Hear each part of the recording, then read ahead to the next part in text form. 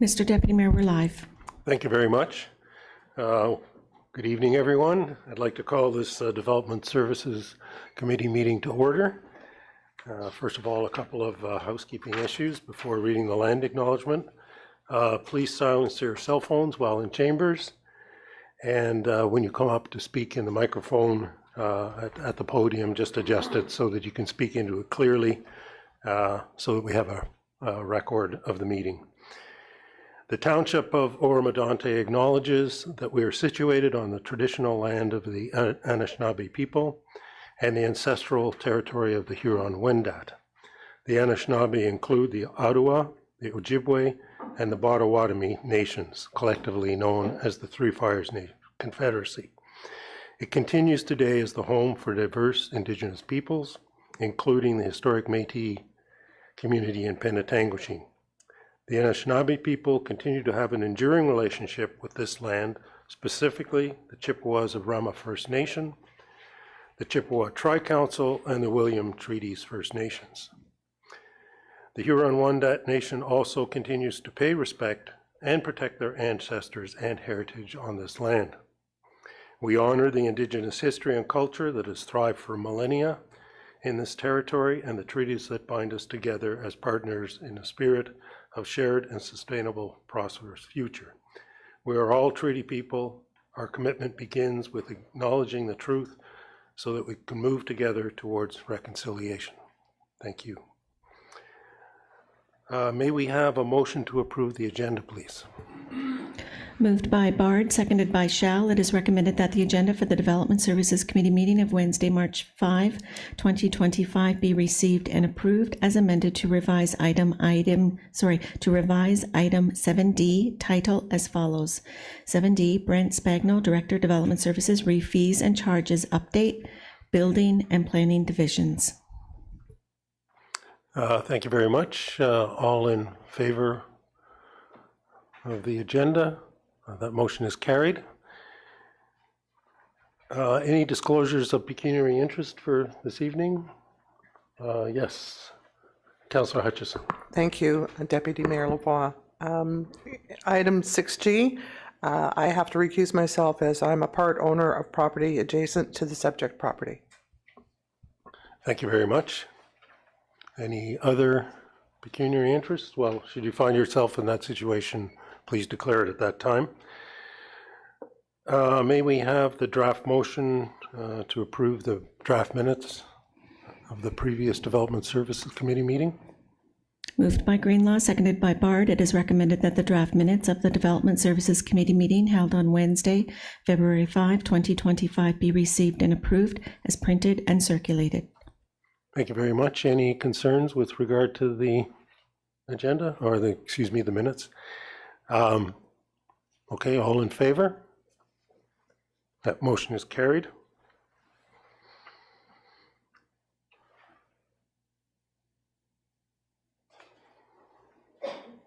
Okay, this evening there are no public meetings.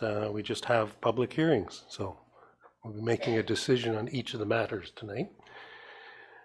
So before I begin, I'm just going to read the process because each hearing is an individual process. Each application will be considered separately. The staff will advise of the purpose and effect of the application, provide any relevant information, note any correspondence that has been received to date, and advise of any statement received from the applicant or if the applicant intends to make a presentation. If so, the applicant will then be given the opportunity to make a brief presentation. After the presentation, any members of the public that have been registered to provide comments who are in the gallery will be given the opportunity to speak to the application being considered. The Deputy Clerk will advise of those who have registered, and finally, staff will confirm if any further correspondence has been received during the public hearing. There'll be a separate statement for each public hearing.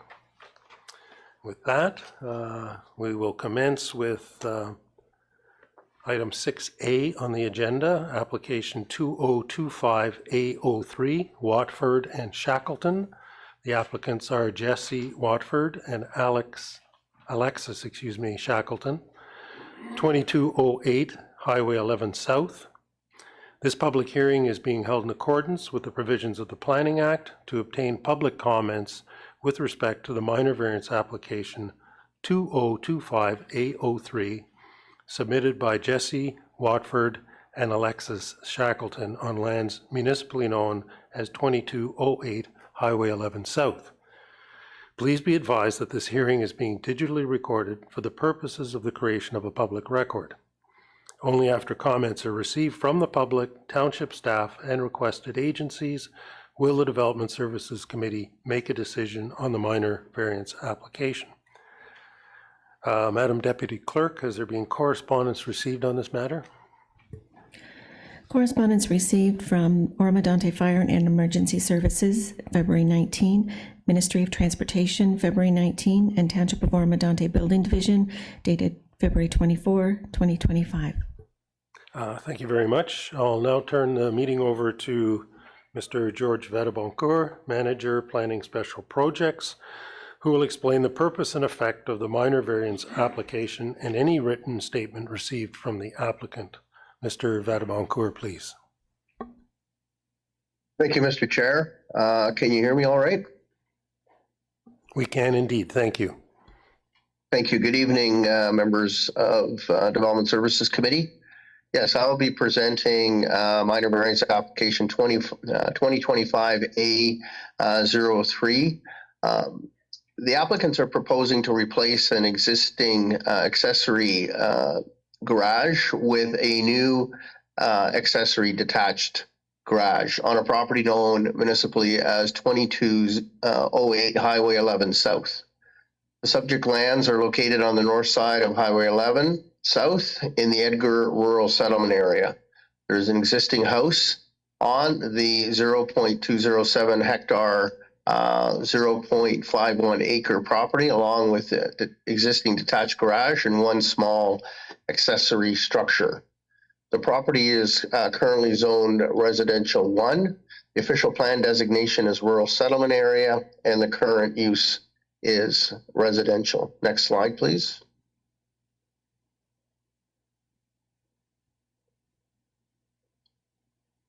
The applicants are seeking relief from the minimum interior yard setback, maximum floor area, and maximum height for detached accessory building, and the maximum lot coverage for all accessory buildings on the property under the provisions of zoning bylaw 9795 as amended. So on the screen there are the 4 minor variances being sought. The first one listed is the minimum interior side yard. The bylaw specifies a 2-meter setback, and the applicants are proposing a 1.3 meter setback. Specifically, they're proposing to locate the new garage at exactly the same setback as the existing garage. The maximum height for an accessory building is 4.5 meters or 14.7 feet, and they're proposing a height of 5.3 meters or 17.5 feet. The maximum lot coverage for all detached accessory buildings is 5%, and they're proposing 5.45% coverage. And finally, the maximum floor area for an accessory building listed in the bylaw is 70 square meters, and they're proposing 111.4 square meters or 1,200 square feet. Next slide, please. So this is an aerial shot of the property, and it's outlined in red. And you can see the access directly onto Highway 11, a large rear yard, the house in front. Next slide, please. This is the plot plan that was proposed by the applicant. You can see the existing garage to be demolished is highlighted on this slide, and the location of the new garage located slightly behind the existing is shown on this plot plan. It'll be serviced by the existing driveway that is shown on the plot plan as well. Next slide, please. These are some elevations of the proposed new building. The image on the left is the rear of the proposed new garage, and the image on the right is the front. This will be the portion facing the road. Next slide, please. This is one of the side views of the proposed garage. Next slide, please. And the other side of the garage. Next slide, please. This is a floor plan of the proposed new garage, and you can see that on the one side, on the top of the image, basically it's a solid wall. That would be the wall facing the neighbor's property of the front of the garage, and then the at the bottom you can see there are 3 window openings, and that would be facing the yard. Next slide, please. So these are the next few slides have some images of the property. So the image on the left shows the property across Highway 11. You can see the dwelling in the front and the existing accessory garage just in behind. And to the left of that is one of the neighbor's accessory structures, and I'll speak to that a little bit later. The image on the right shows the sign that was posted on the property in the front window. The snowbanks in front of the property were quite high, and there wasn't really a spot to post a sign, so that's where it was posted. Next slide, please. The image on the left shows Highway 11 looking north, and the image on the right shows Highway 11 looking south from the entrance to the property. Next slide, please. So this is the entrance onto Highway 11 of the property. A little bit closer image. You can see the house, the accessory building in behind, and then the neighbor's accessory building just to the left, the brown colored building. And the image on the right shows the fence line, and you can see the accessory building on the applicant's property, and then at the back there you can see the neighbor's accessory building, which is located fairly close to the property line as well. Next slide, please. So these 3 images are taken in the rear yard. The image on the left is the small accessory building that, in fact, pushes the lot coverage over the maximum of 5% lot coverage specified under the bylaw. The image in the center shows the location of the new garage, and there's some trees that will have to be removed, some pine trees. And you can see the privacy fence in behind and around the rear of the property. And the next slide on the right-hand side shows the trees again, the fence, and then you can just see through the trees the neighbor's property. Or sorry, the neighbor's accessory building. Next slide, please.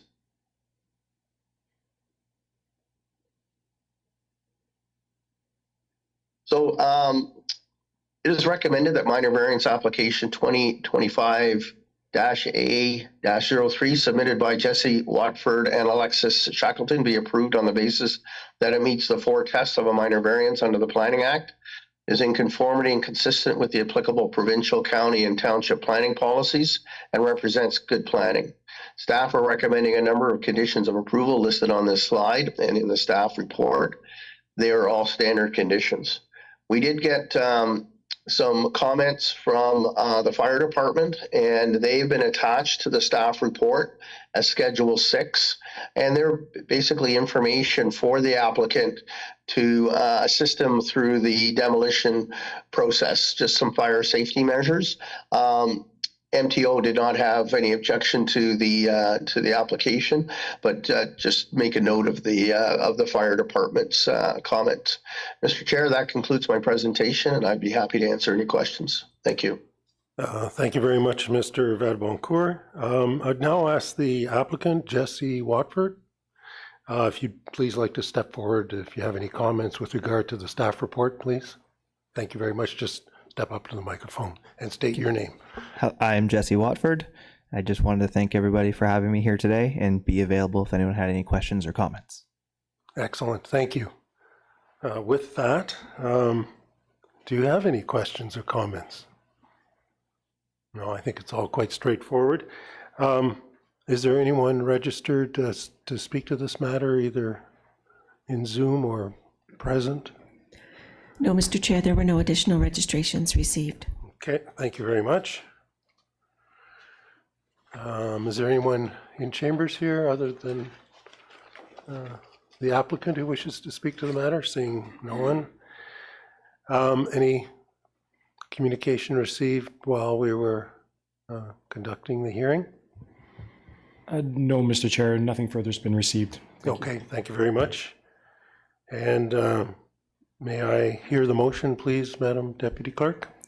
Moved by Hutchison, seconded by Young. It is recommended, one, that DS 2025-021, George Fedaboncourt, minor variance application 2025-A03, Watford and Shackleton, 2208 Highway 11 South, be received and adopted.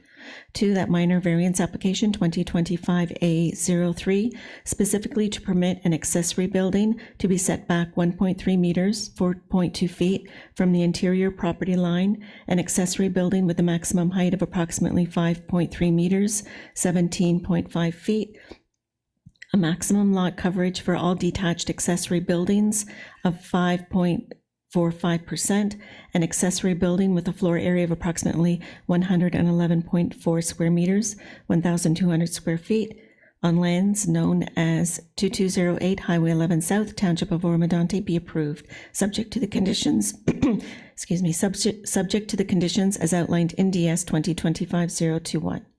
3, that the applicant be advised of committee's decision under the Secretary-Treasurer's signature. Thank you very much.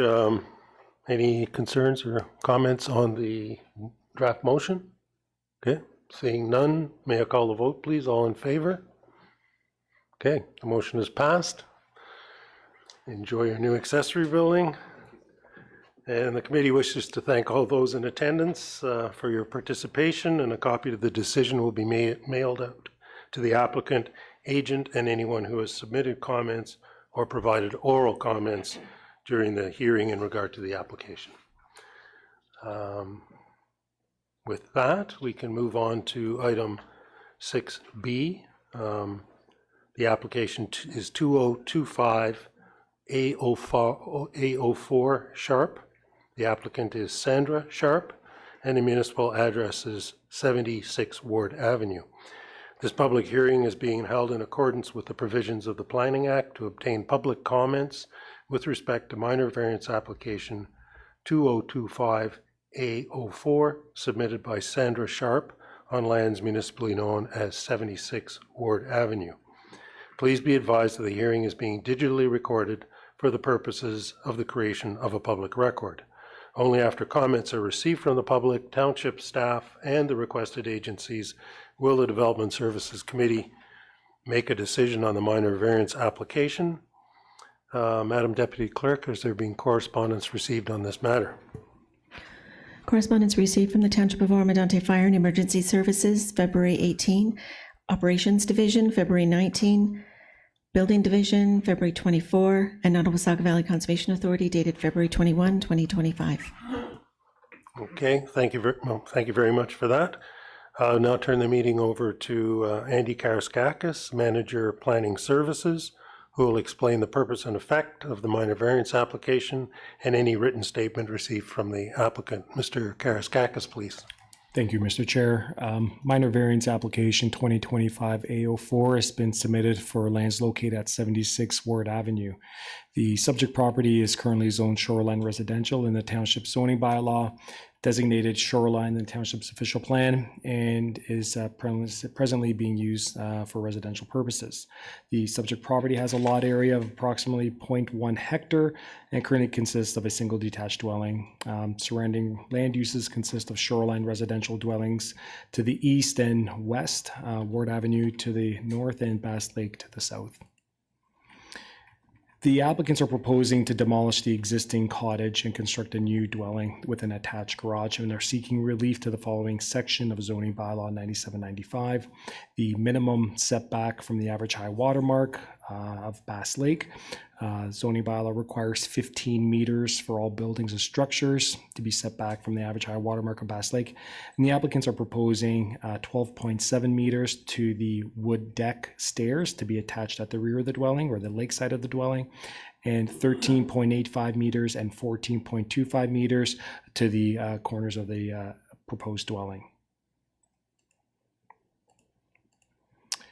The image on the screen shows an aerial photo of the subject property and the surrounding residential area, including Bass Lake. The subject property is outlined in red on the aerial photo. The applicants also prepared a site plan drawing showing the proposed two-story dwelling with the attached rear deck and the location of the septic system to be located closer to the roadside. A little difficult to show this on the screen here, but there are setbacks to the deck and to the dwelling which require relief from the zoning bylaw.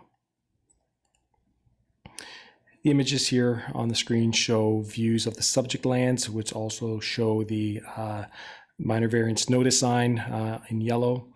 Also shows views looking along Ward Avenue. The images on the screen here show views of the interior side lot lines and Bass Lake from the rear of the existing cottage. The image on the left shows views looking towards Bass Lake along the west interior side lot line and show the existing mature cedar hedge vegetation that exists there. And the image on the right shows a view looking at the rear of the property, again looking towards Bass Lake.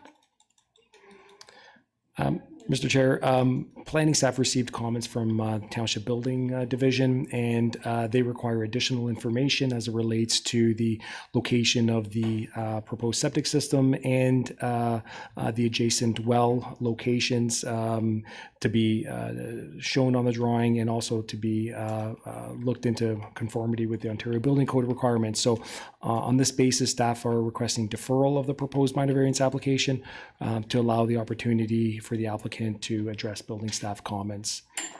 That's my presentation, Mr. Chair. Happy to answer any questions. Thank you very much, Mr. Karaskakis. I'll now ask the agent, Bobby Leppington, who is registered to speak, if they wish to provide any comment or indicate anything further with regard to the staff presentation. Bobby Leppington, please. Hello, through you, Mr. Chair. I want to thank staff for their work to date. We are in agreement with the deferral, and the deferral is in relation to the septic system and neighboring wells to be decommissioned, and just making sure that everybody's in agreement with that. We've been unable to reach the neighbors at this time quickly, so we're going to pursue that, and we're asking for your support and a deferral to bring our application back when we're ready. And I'm here to answer any questions you may have. Thank you. Thank you very much. Anybody have any questions for the agent or staff? No, seeing none. I think it's quite straightforward. Is there anyone registered to speak to the matter, Ms. Deputy Clerk? No, Mr. Chair, there were no additional registrations received. Is there anyone here in chambers who wishes to speak to this matter? Seeing no one. Has been any correspondence received during the course of the hearing? No, Mr. Chair, nothing further has been received. Thank you very much. May we have the motion read, please, Madam Deputy Clerk? Moved by Clark, seconded by Greenlaw. It is recommended one, that DS 2025-026, Andy Karaskakis, minor variance application 2025-A04 Sharp, 76 Ward Avenue, be received and adopted. Two, that minor variance application 2025-A04, specifically to construct a new single detached dwelling with a reduced setback from the average high watermark of Bass Lake of 13.85 meters, 45.4 feet, and 14.25 meters, 46.7 feet, to the dwelling, and 12.7 meters, 41.6 feet, to the wood deck stairs on lands municipally known as 76 Ward Avenue, Township of Oro-Medonte, be deferred to provide the applicant the opportunity to address building staff comments contained in DS 2025-026. 3, that the applicant be advised of a committee's decision under the Secretary Treasurer's signature. Thank you very much. Any comments or questions with regard to the draft motion? Seeing none, all those in favor? The motion is carried. The matter is deferred. The committee wishes to thank all those in attendance for your participation, and a copy of the decision will be mailed to the applicant, agent, and anyone who has submitted written comments or provided oral comments during the hearing in regard to the application. Thank you, Ms. Leppington. Thank you. With that, where are we at, 5:50? Oh, yes, we are. Okay, we can proceed. With item 6C, application is 2025A06 Evans. The applicants are Dave and Tanya Evans of 69 Lakeshore Road West. This public hearing is being held in accordance with the provisions of the Planning Act to obtain public comments with respect to the minor variance application 2025A06 submitted by Dave and Tanya Evans on lands municipally known as 69 Lakeshore Road West. Please be advised that this hearing is being digitally recorded for the purposes of the creation of a public record. Only after comments are received from the public, township staff, and requested agencies will the Development Services Committee make a decision on the minor variance application. Has there been communication received on this matter, Madam Deputy Clerk? Yes, correspondence received from Oro-Medonte Fire and Emergency Services, February 18, and Building Division dated February 24, 2025. Thank you very much. Now turn the meeting over to Andy Karaskakis, Manager of Planning Services, who will explain the purpose and effect of the minor variance application and any written statement received from the applicant. Mr. Karaskakis, please. Thank you, Mr. Chair. Minor variance application 2025A06 has been submitted for lands located at 69 Lakeshore Road West. The subject property has a lot area of 0.26 hectares and currently consists of a single detached dwelling, a detached accessory building, and a boathouse currently under construction. Surrounding land uses consist of shoreline residential dwellings to the north, east, and west, and Lake Simcoe to the south.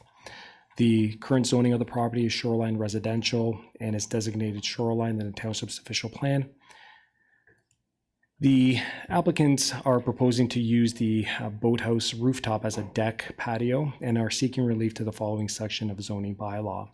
Whereas the zoning bylaw requires decks, the total footprint of a deck and a boathouse combined to be 70 square meters. And the relief is to exceed that requirement with the boathouse footprint being 80 square meters and the rooftop deck patio, that footprint is 37.9 square meters. Image on the screen here shows an aerial photo of the subject property with the property outlined in red, which shows the shoreline residential uses surrounding the property.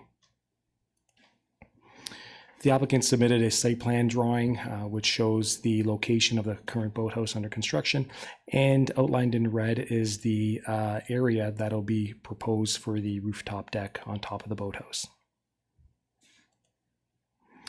The applicant also provided the detailed architectural drawings, and these elevation drawings show the boathouse with the rooftop deck, which shows the screen barrier along the rooftop provided for safety. And again, the boathouse is currently under construction. So the rooftop patio is essentially to walk from grade as the boathouse is constructed into the slope. The applicant also provided 3D renderings of the rooftop patio in context to the existing dwelling. So these images here just show a bird's eye view of the rooftop deck. And again, additional 3D renderings showing it from a different view. The images here show the view of the subject property from the road and also views along Lakeshore Road. The image on the left shows view of the abutting property to the east, which also shows the existing vegetation along the interior lot line. And the image on the right shows the view of the boathouse looking west. Few more images here showing views of the boathouse looking west to the abutting property beyond the tree line. Mr. Chair, planning staff have reviewed the minor variance application in context of the 4 tests of the variance and are recommending approval of the minor variance application on the basis that it meets the 4 tests of the variance and is consistent with applicable provincial and county township policies, and subject also to the conditions outlined in the staff report. Mr. Chair, that's all my presentation. Happy to answer any questions. Thank you very much, Mr. Karaskakis. I'll now ask the applicant, David Evans, who is registered to speak to the application, if he has anything to provide by way of commentary or anything to add to the staff report. Mr. Evans, please.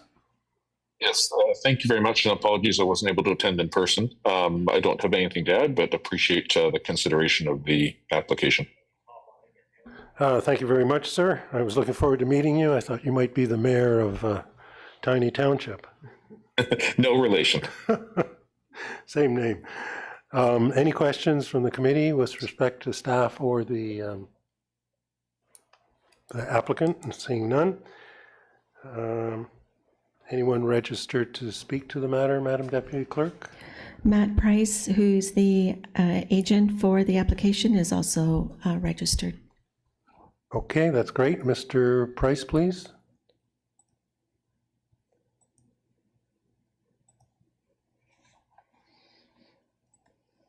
Mr. Chair and committee members, I'm, as stated, the agent for the applicant, and I'm here to answer any questions if they arise. Okay, excellent. Thank you very much, Mr. Price. Anyone in chambers who wants to speak to this matter? Seeing none. And any further correspondence received on the matter during the course of the hearing? No, Mr. Chair, nothing additional has been received. Okay, thank you very much. Madam Deputy Clerk, may we hear the motion, please? Moved by Shell, seconded by Clark. It is recommended, 1, that DS 2025-027, Andy Karaskakis, re-minor variance application 2025-A06, Evans, 69 Lakeshore Road West, be received and adopted. 2, that minor variance application 2025-A06, specifically to permit an increased total footprint of the boathouse and rooftop deck, combined totaling 80.2 square meters, 864.0 square feet, on lands municipally known as 69 Lakeshore Road West, Township of Oro-Medonte, be approved, subject to the conditions as outlined in DS 2025-027. 3, that the applicant be advised of committee's decision under the Secretary-Treasurer's signature. Thank you very much. Any comments on the draft motion? Okay, seeing none, may I call the vote, please? All in favor? The motion is carried. Excellent. So this completes the application process and closes the hearing. The committee wishes to thank all those in attendance for your participation, and a copy of the decision will mail to the applicant, agent, and anyone who has submitted written comments or provided oral comments during the hearing in regard to the application. Thank you, Mr. Price and Mr. Evans. Thank you. Okay, with that, we can proceed with application 2025-A07, Wicks and Brulliette. The applicants are Janet Wicks and Lori Brulliette, and municipal address is 1899 Ridge Road West. This public hearing is being held in accordance with the provisions of the Planning Act to obtain public comments with respect to the minor variance application 2025-A07, submitted by Janet Wicks and Lori Brulliette on lands municipally known as 1899 Ridge Road West. Please be advised that this hearing is being digitally recorded for the purposes of the creation of a public record. Only after comments are received from the public, township staff, and requested agencies will the Development Services Committee make a decision on the minor variance application. Madam Deputy Clerk, has there been correspondence received on this matter? Correspondence received from Township of Oro-Medonte Fire and Emergency Services, February 18, Operations Division, February 19, Building Division, dated February 24, and Lake Simcoe Region Conservation Authority, dated February 20, 2025. Thank you very much. I'll now turn the meeting over to Yubing Fan, Manager, Planner, who will explain the purpose and effect of the minor variance application and any written statement received from the applicant. Ms. Fanning, please. Thank you, Ms. Chairlava. The minor variance application 2025-A07 is applied for the property located at 1899 Ridge Road West. The property is zoned shoreline residential exemption 83 and designated shoreline, greenlands, and rural settlements in the township's official plan. The current use of the property is residential. Next slide, please. This slide presents the purpose of the application. The applicant is proposing to construct a two-story boathouse, and now the applicant is seeking relief from Section 5.6G of the zoning bylaw for the subject structure. Next, please. On this page, we can see the aerial photo of the subject property. Next, please. This slide shows us the site plan, and the proposed boathouse is outlined in green. Next, please. This slide shows a more detailed site plan around the proposed boathouse area. We want to clarify here that the hatched gray area in front of the boathouse showing proposed concrete aprons. However, they are not considered as a structure, and therefore they are not regulated by the township's zoning bylaw and planning division. The township's development engineering division will review it from an engineered lot grading perspective, and the permit from the Lake Semonco Regional Conservation Authority will be required for it, and will be reviewed and enforced by the Conservation Authority. Next, please. This slide shows us front and rear elevation drawings of the boathouse. Next, please. This slide presents left and right side elevation of drawings of the boathouse. And we can see that the boathouse will be built into a slope or bank. Therefore, the proposed two-story boathouse will not appear to be as tall as proposed when viewed from the dwelling side. Next, please.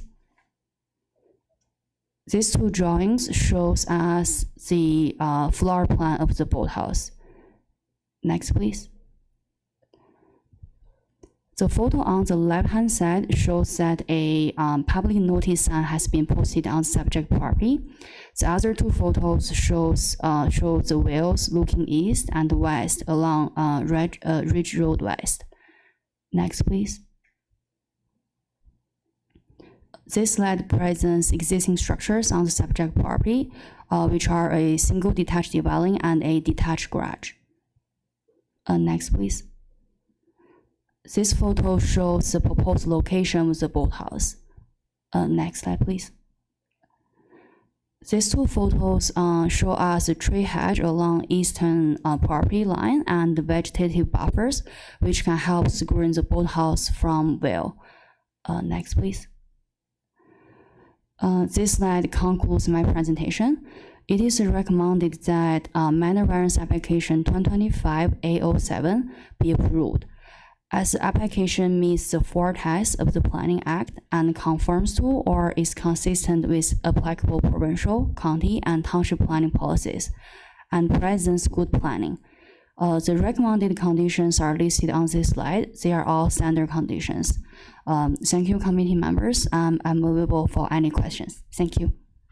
Thank you very much, Ms. Fanning. I'll now ask the agent, Justin Sherry, who's registered to speak to the application, if they have anything, comments or to indicate anything with regard to the staff presentation. Justin Sherry, please.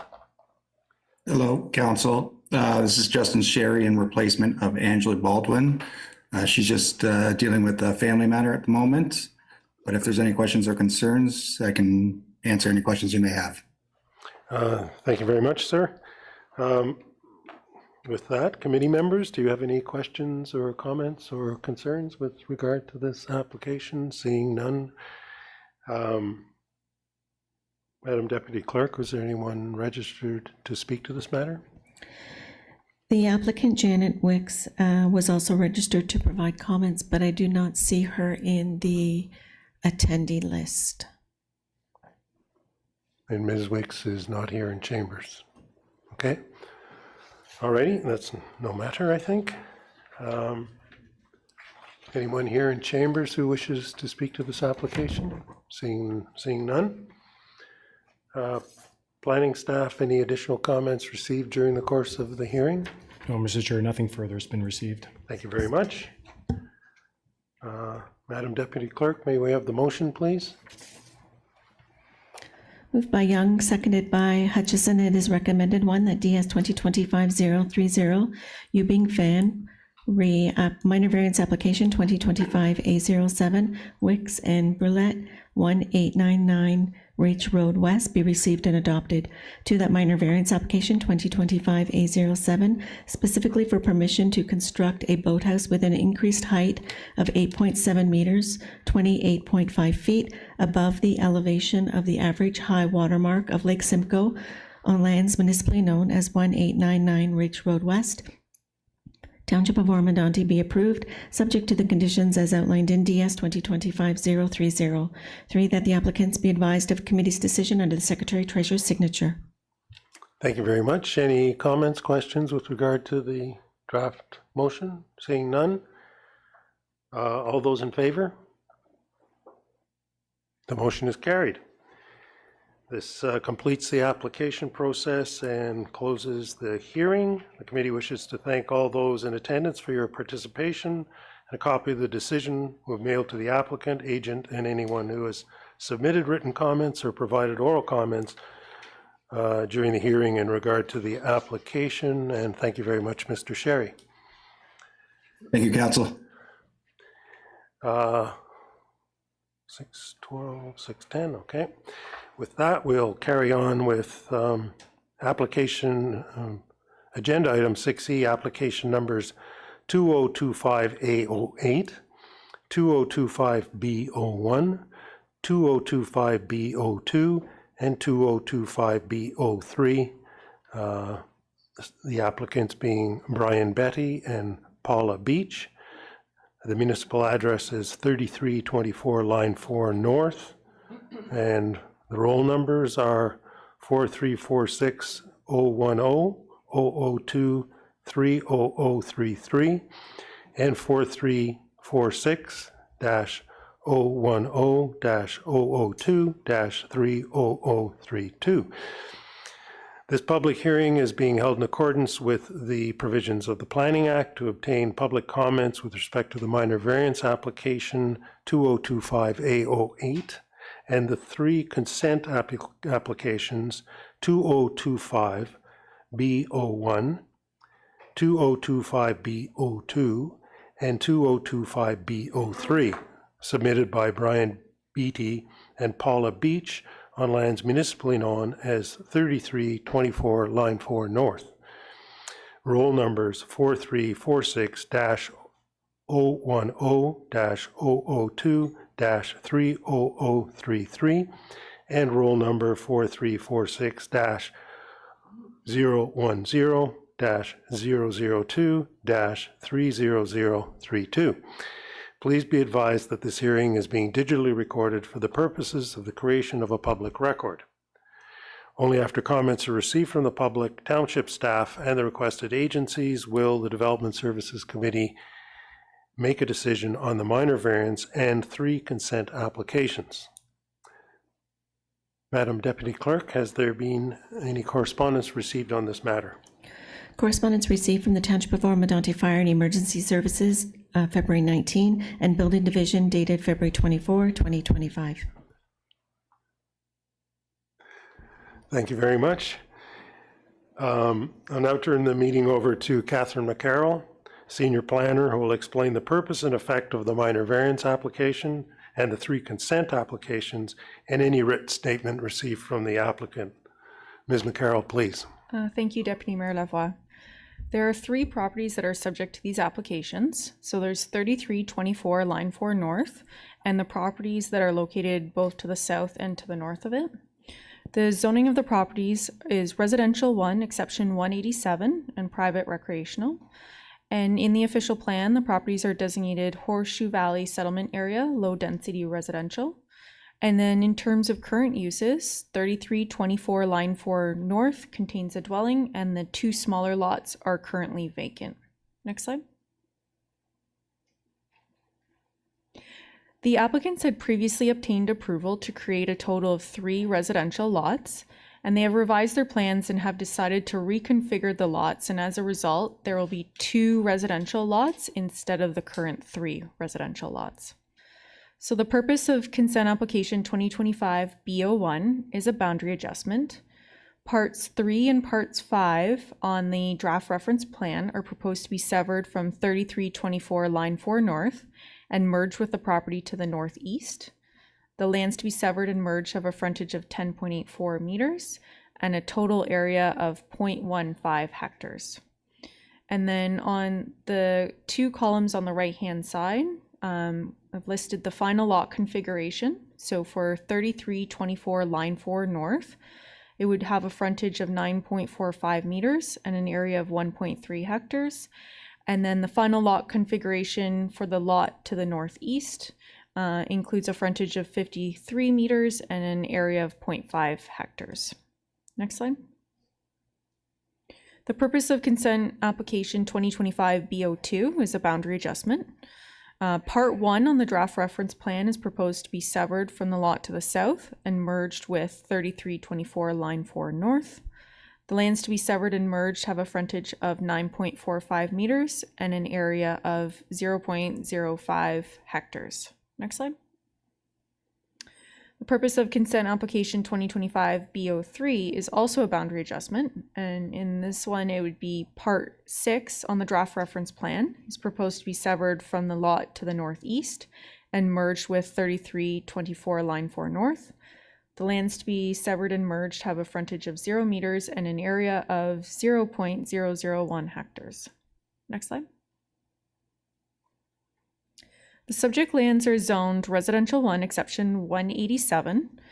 Exception 187 has a very specific lot frontage and lot area requirements that were set out in previous planning applications. And as a result, the applicants have submitted a minor variance application to address the reduced lot frontages and lot areas. The lot to the northeast is proposed to have an area of 0.5 hectares and a frontage of 53.29 meters. And 3324 Line 4 North is proposed to have an area of 1.3 hectares and a frontage of 9.45 meters. And just to give you a comparison, a typical residential 1 zone property requires a lot area of 0.2 hectares and a lot frontage of 30 meters. Next slide. This is an aerial image of the 3 parcels that are subject to these applications. So 3324 Line 4 North is a larger parcel with the existing dwelling on it, and it's circled in blue. The entrance for that parcel is proposed to be shifted to the south. The property that's on the south, which is identified in green, will no longer exist as a result of the boundary adjustment. And then the lot to the northeast, which is circled in purple, is proposed to be enlarged as a result of the 3 boundary adjustments. Next slide. Part 3 and Part 5, which are marked in purple, are proposed to be severed from 3324 Line 4 North and merged with the property that's on the right. Part 1, which is in green, is proposed to be severed from the property on the left and merged with 3324 Line 4 North.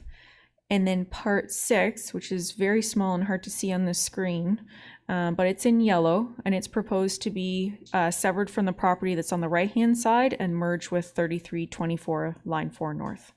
Next slide. These are the views looking both northeast and southwest along Line 4 North. Next slide. These are the public notice signs that were posted along Line 4 North. Next slide. The photo on the left-hand side shows the existing driveway at 3324 Line 4 North, and it's proposed to be relocated as a result of the boundary adjustment. And then the photo on the right-hand side shows the existing dwelling, again at 3324 Line 4 North. Next slide. The photo on the left-hand side shows the property to the south that is no longer going to exist as a result of the boundary adjustment. And then the photo on the right shows the property to the northeast that is proposed to be enlarged as a result of the boundary adjustment. Next slide. It is recommended that consent applications 2025 B01, 02, and 03, as well as minor variance application 2025 A08 be approved, as the minor variance meets the 4 test of the Planning Act and the applications conform to and are consistent with the applicable provincial, county, and township planning policies. All the recommended conditions are listed on this slide and the following 6 slides. They're all standard conditions, and I am available if there are any questions. Thank you. Thank you very much, Ms. McCarroll. I hope we didn't lose any jigsaw pieces in that explanation.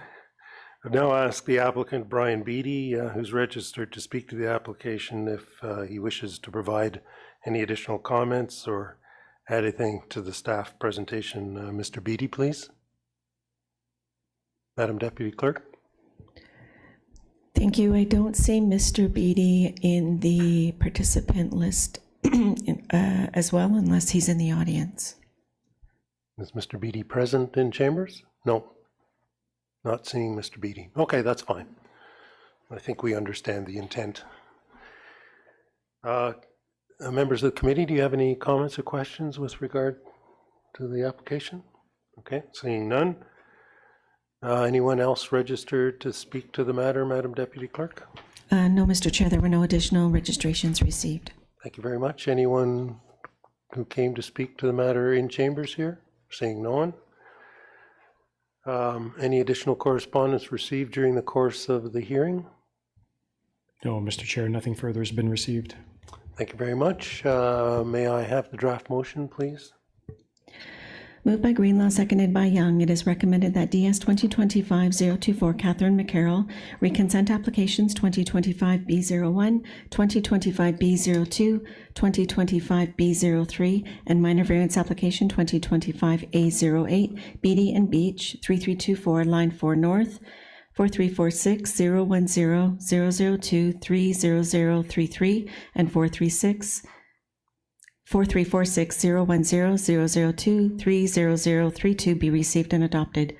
2, that consent application 2025-B01 to permit a boundary adjustment having a lot frontage of approximately 10.84 meters, 35.6 feet, an irregular lot depth, and a total area of approximately 0.15 hectares, 0.35 acres, to be added to the property located at Concession 5, Part Lot 1, Part Road Allowance Reference Plan 51R44465, Part 1, Oro, Township of Oro-Medonte, be approved, subject to the conditions as outlined in DS 2025-024. 3, that consent application 2025-B02 to permit a boundary adjustment having a lot frontage of approximately 9.45 meters, 31.0 feet, an irregular lot depth, and a total area of approximately 0.05 hectares, 0.13 acres, to be added to the property located at 3324 Line 4 North, Township of Oro-Medonte, be approved subject to the conditions as outlined in DS 2025-024. 4, that consent application 2025-B03 to permit a boundary adjustment having a lot frontage of approximately 0.0 meters, 0.0 feet, an irregular lot depth, and a total area of approximately 0.001 hectares, 0.003 acres, to be added to the property located at 3324 Line 4 North, Township of Oro-Medonte, be approved, subject to the conditions as outlined in DS 2025-024. 5, that minor variance application 2025-A08, specifically to permit a minimum lot area of 0.5 hectares, 1.2 acres, and a minimum lot frontage of 53.29 meters, 174.8 feet, for 4346-010-002-30032 and permit a minimum lot area of 1.3 hectares, 3.3 acres, and a minimum lot frontage of 9.45 meters, 31.0 feet for 3324 Line 4 North, Township of Oro-Medonte, be approved subject to the conditions as outlined in DS 2025-024. 6, that the applicant be advised of committee's decision under the Secretary Treasurer's signature. Thank you very much. Well done. Anybody have any questions on that motion or any corrections or amendments you'd like to make? No? Seeing none, may I have the vote, please? All those in favor? Thank you very much. The motion is carried. This completes the application process and closes this hearing. The committee wishes to thank all those in attendance for your participation, and a copy of the decision will be mailed out to the applicant, agent, and anyone who has submitted written comments or provided oral comments during the hearing in regard to the application. With that, we can proceed on to item 6F, application 2025A11, Heritage Estates Winery Incorporated. The applicant is Heritage Estate Events, Inc., Walter Vaz. The municipal address is 421 Penetanguishene Road. This public hearing is being held in accordance with the provisions of the Planning Act to obtain public comments with respect to the minor variance application 2025A11 submitted by Heritage Estates Events, Inc., Walter Vaz, on lands municipally known as 421 Penetanguishene Road. Please be advised that this hearing is being digitally recorded for the purposes of the creation of a public record. Only after comments are received from the public, township staff, and requested agencies will the Development Services Committee make a decision on the minor variance application. Madam Deputy Clerk, has there been communication received on this matter? Correspondence received from the Township of Oro-Medonte Building Division, February 24, Nottawasaga Valley Conservation Authority, February 25, Lori Ann Lowe and family, February 28, Craig Flegel, March 1st, Township of Oro-Medonte Fire and Emergency Services, March 3rd, Jeff Freeland, March 3rd, Ian Lackey, March 3rd, Ruth Howarth, March 3rd, Ted Redman, March 3rd, Garnet Chappell, March 3rd, and Jerry Young.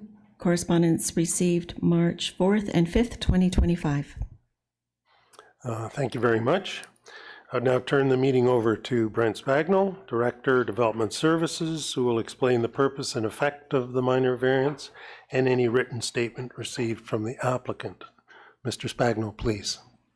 Thank you, Mr. Chair. Just briefly to members of committee, this is an application for a minor variance for essentially a reinstatement of a temporary approval for events that were encroaching out into an agricultural zone on the subject property. For the purposes of the presentation will be provided by Craig Matheson from Skelton Brumwell on behalf of the applicant. Thank you. Thank you very much, sir. I'll now ask the agent, Craig Matheson, who's registered to speak. Please go ahead, Mr. Matheson, and just step up and state your name there nice and clearly. Hey, good evening, Mayor, Deputy, and Councillors. My name is Craig Matheson. I am a planner at Skelton Brumwell, and I'm representing the client, ZB Hospitality Group, who own and operate Heritage Estates at 421 Penetanguishene Road. So this meeting is about the renewal of a minor variance for the Heritage Estates site. Next slide, please.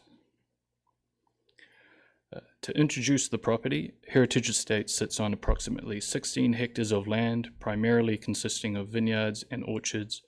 There is also a wooded area in the northwest corner. Entrance to the property is achieved off Penetanguishene Road. The site is zoned for both agriculture and events, with designated areas for agri-tourism, winery operations, and event facilities. These include a farmhouse, winery building, pavilions, and a special event tent and parking.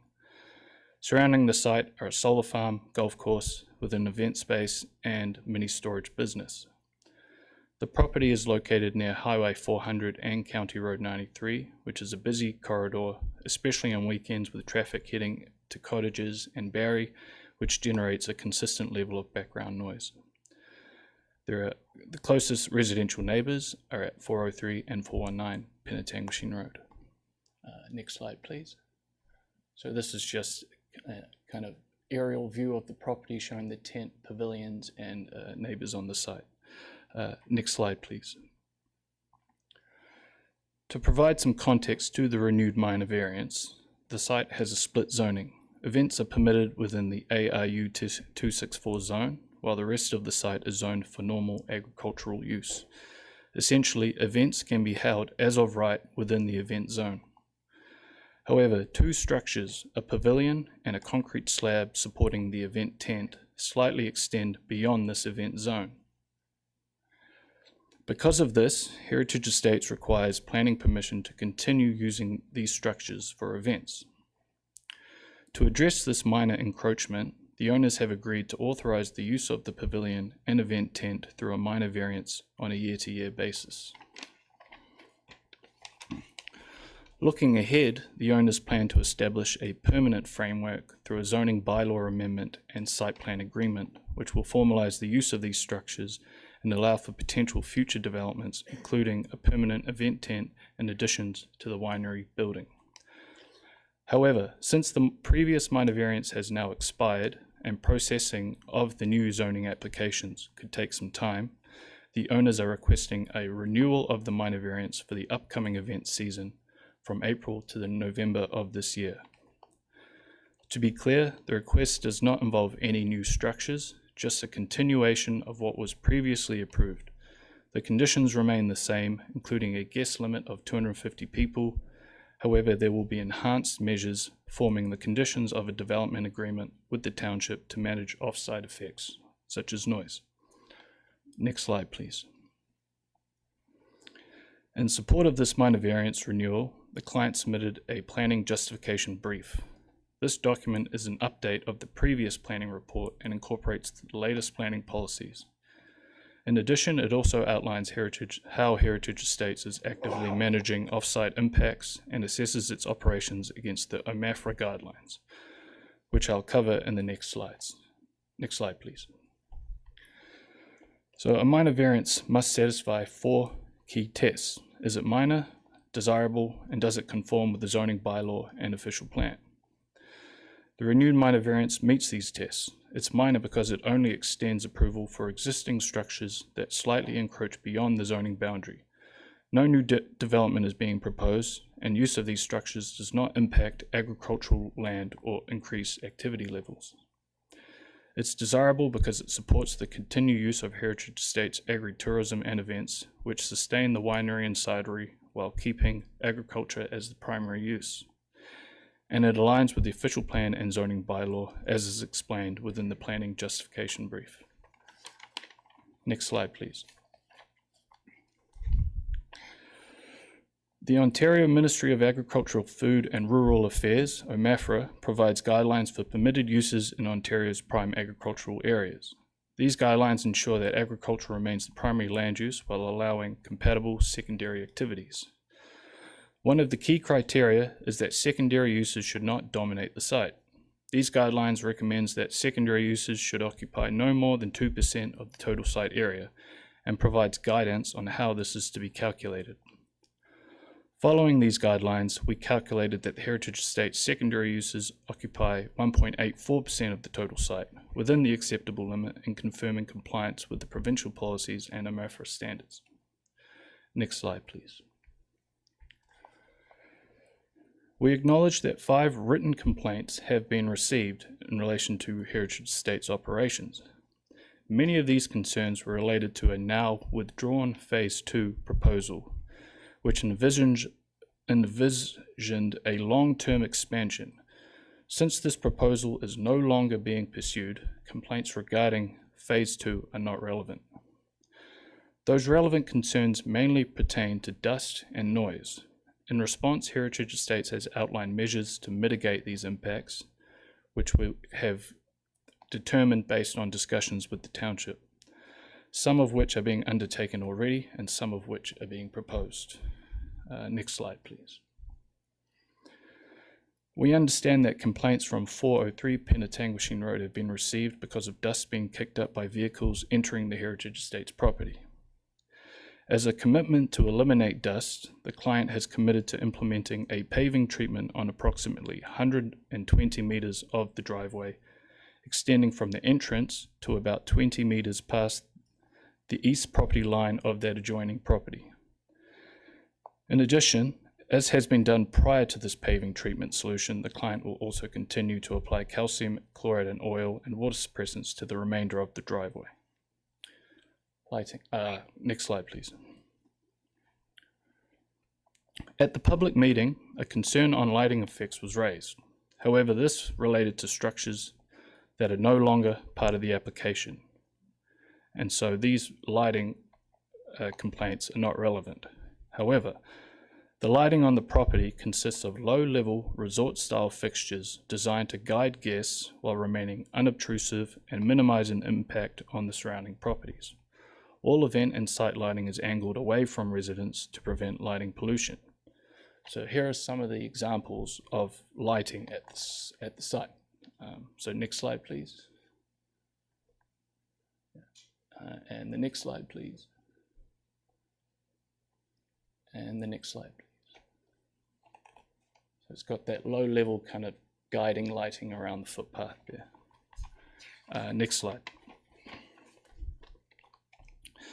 In terms of traffic management, Skelton Brumwell conducted a traffic impact study. The study forecasts traffic volumes and recommends measures to manage flow and minimize traffic disruption. Those measures already being undertaken include limiting events to reduce year-round traffic pressures and enforcing strict speed limits on roads leading to and from the venue. While in the future, as part of the future applications, not as part of this minor variance, a southbound slip lane will be implemented to allow through traffic to pass while vehicles turning left into, allowing through traffic to pass vehicles turning left into the estate, and a right turn taper at the entrance to facilitate smoother access for northbound vehicles. Next slide, please. Noise management is a priority. The client is undertaking the following measures to ensure that operations remain respectful to surrounding neighbors. The client regularly conducts noise assessments to make sure noise is not emitted to an excessive level. The client has also undertaken 3 separate noise studies at the site, which have shown that the venue's sound levels are at or below the background noise in the area. To keep noise levels in check, the client also caps indoor music volumes after 11 p.m. The Heritage Estates staff also actively monitor and manage music, speeches, and outdoor activities to ensure sound stays at a reasonable level. Guests are also informed of the on-site noise policies and are encouraged to be mindful of the surroundings. Looking ahead, the temporary event tent will be replaced by a permanent venue, which will be built with solid construction and improved sound insulation to further reduce noise. Vestibules will also be installed at entry doors to minimize sound escape. Enhanced sound monitoring will be undertaken by on-site staff. And an example of the self-noise monitoring undertaken at the site is shown in the video. You can click on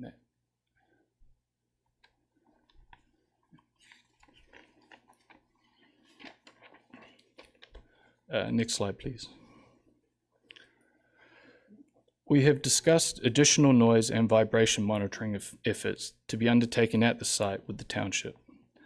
While the client already conducts regular noise monitoring, they understand that this additional monitoring will help provide additional guidance that will inform the development agreement for the upcoming event season and guide ongoing noise mitigation.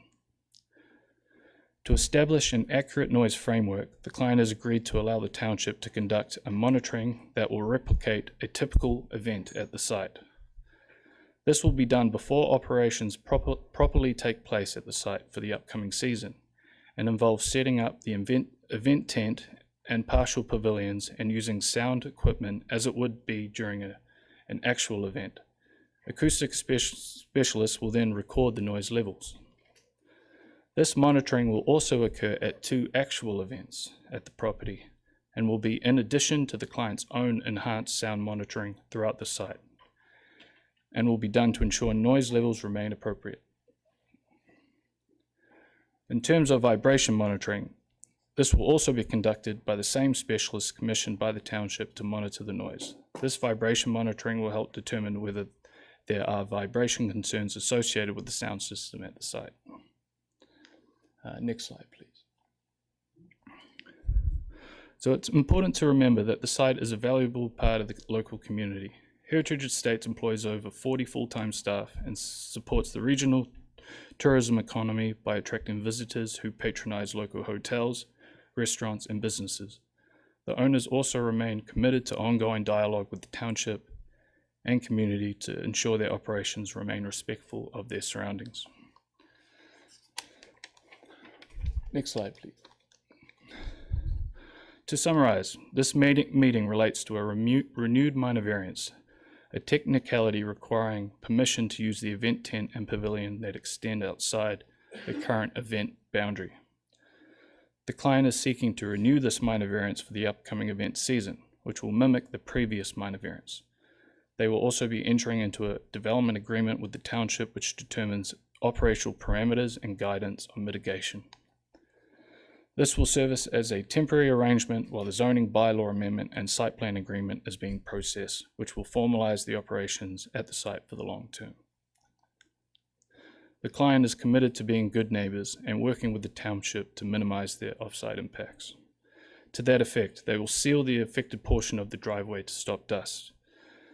They will conduct further noise and vibration monitoring with the results used to inform the development agreement. The client will also continue to implement their own noise mitigation efforts, including monitoring during each event, and are committed to further reduce problematic noise. Next slide, please. So that's the end of the presentation, and happy to answer any questions. Thank you very much, sir. Committee members, any questions or concerns of the applicant? Oh. Councillor Hutchison, please. You looked like you were dreading that. I do have a few questions that I've just written down while I listened to your presentation, and thank you very much. When you say paving treatment solutions, can you define that? Is that you're actually paving the road, or is it something different? No, it's a HL8 paving, which is basically a solid paving treatment. It won't have any kind of things that could be kicked up and create dust, so it's a solid surface. Okay.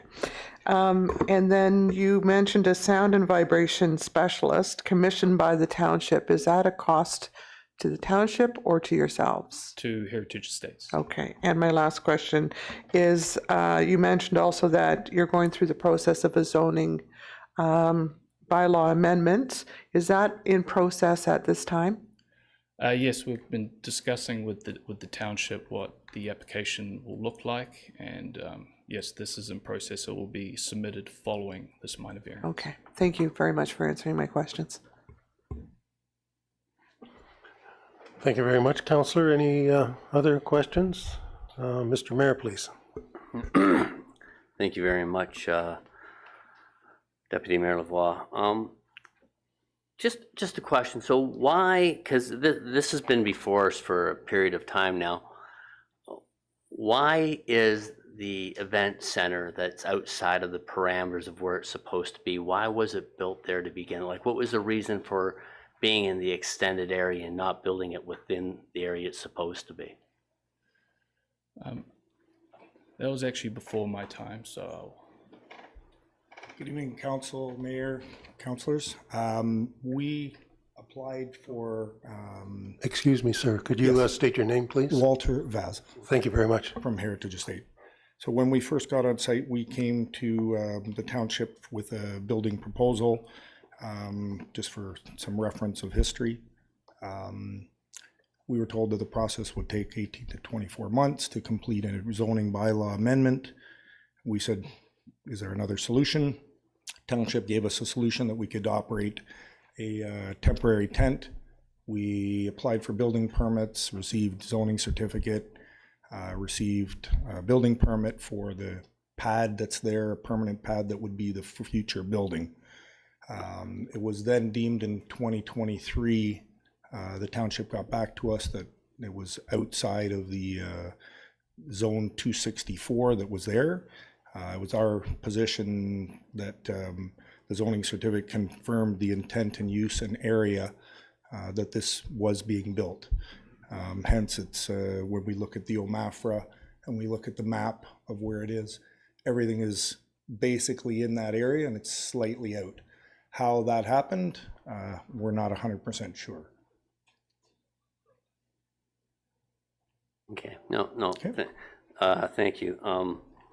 And I may come back to staff later to comment on that if possible, but and this maybe, you know, I don't want to put anyone on the spot here. I'm trying to get clarity and a better understanding. Explain to me, agriculture is the primary use.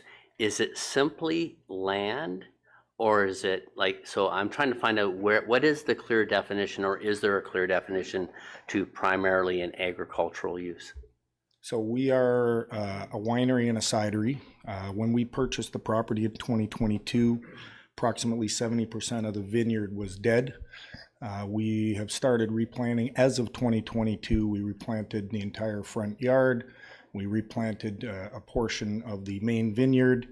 2023, we continued that up on the top of the hill, planted another 5,000 vines.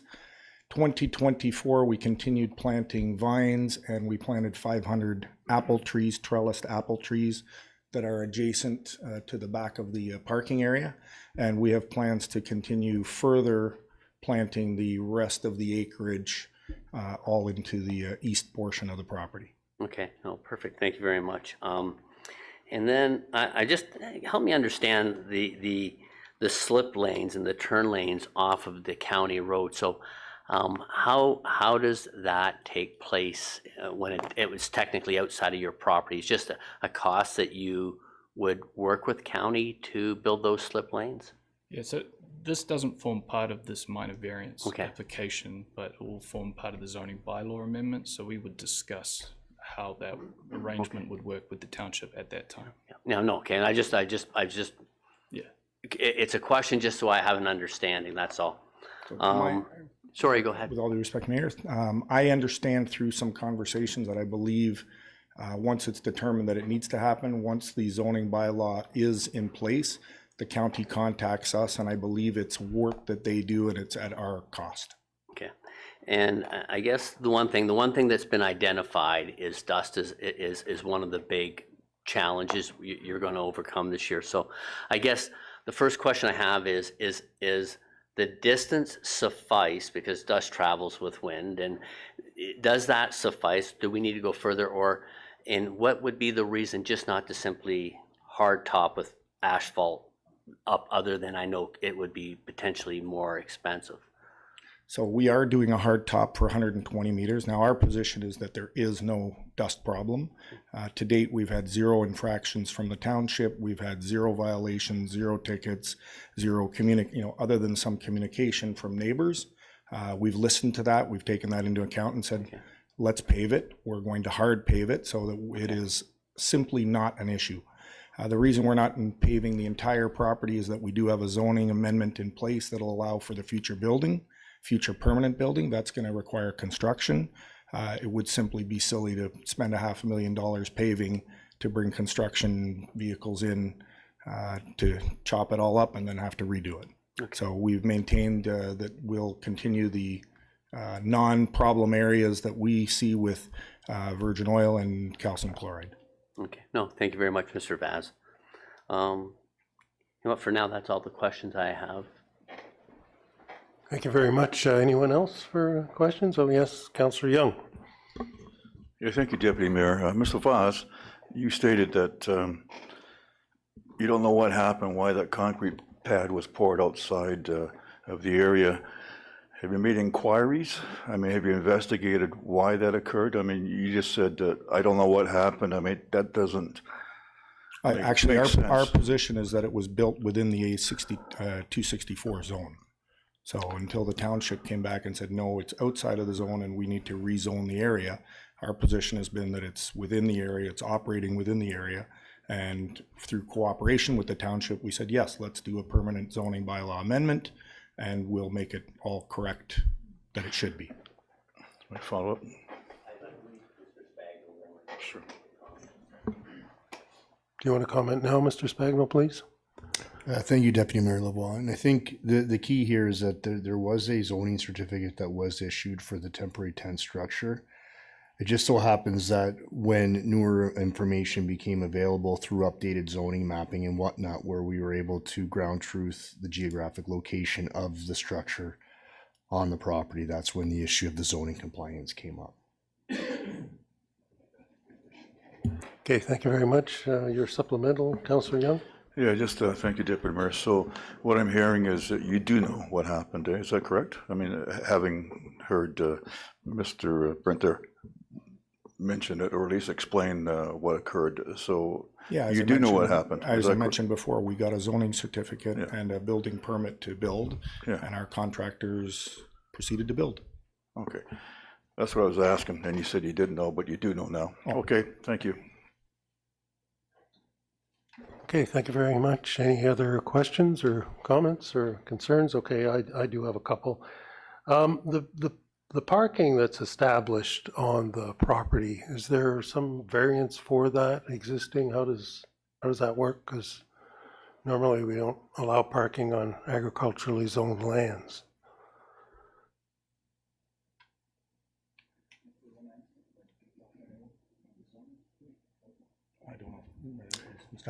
Deputy Mayor Lavoie, the parking provision that's located within the zoning bylaw right now does permit parking in that area, but more for special events and those types of things. So there is parking permissions included within the zoning. It's just tied to more special event type operations versus permanent and ongoing events. But the zoning does provide for a parking permission outside on the agricultural zone. Okay, thank you. I think there's some overall concern, and I don't know that it can be necessarily addressed because the matter has differing viewpoints. I'll leave it at that.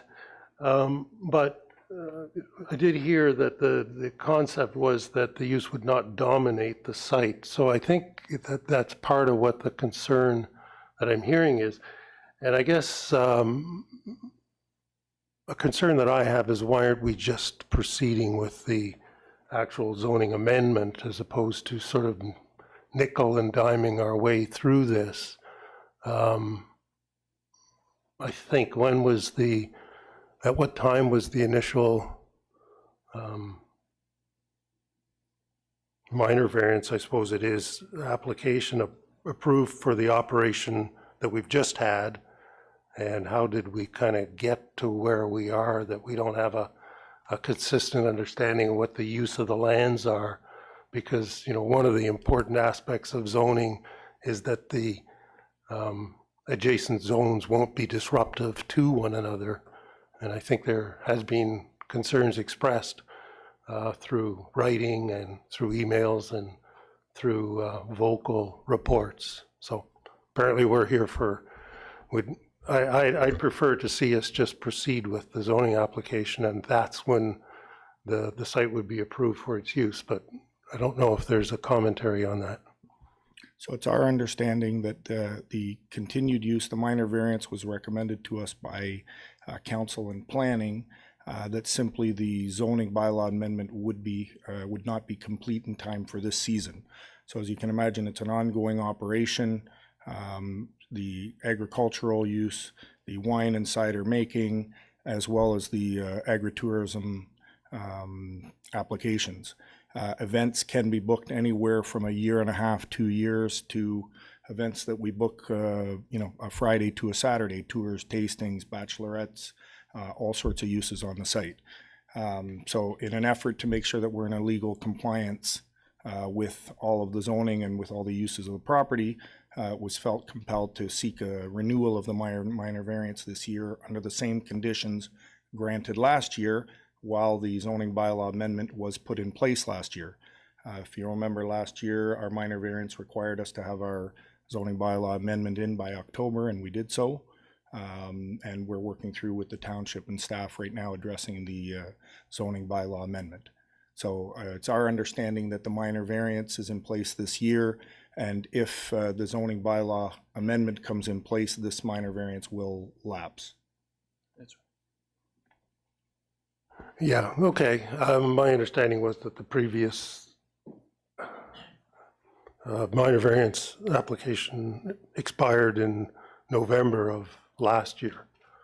Yes, it did, because most of our operations are within the 264 zone. It's only certain events that we hold within that tent, and we only operate that tent because it is a tent from May till November. So all the events that we hold throughout the rest of the year on the property are all within conformance. Okay. You mentioned there was going to be some strict controls on speed. How is that going to be accomplished?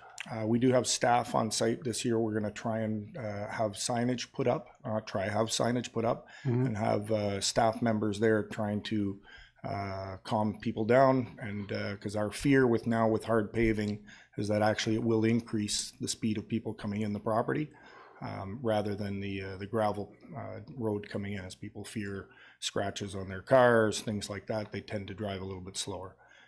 So staff will be on point with yield, slow down signs, stop signs, etc. Okay, and you mentioned noise measurements, vibration.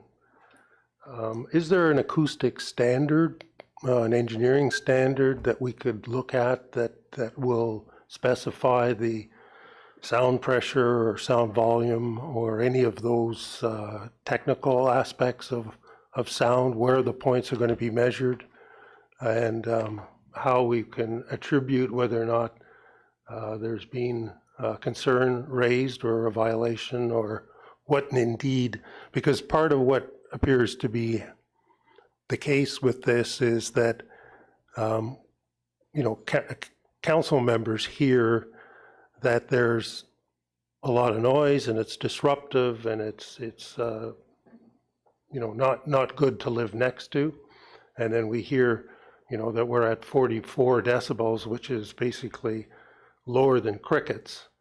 I know this because we had to measure sound pressures at our industrial site.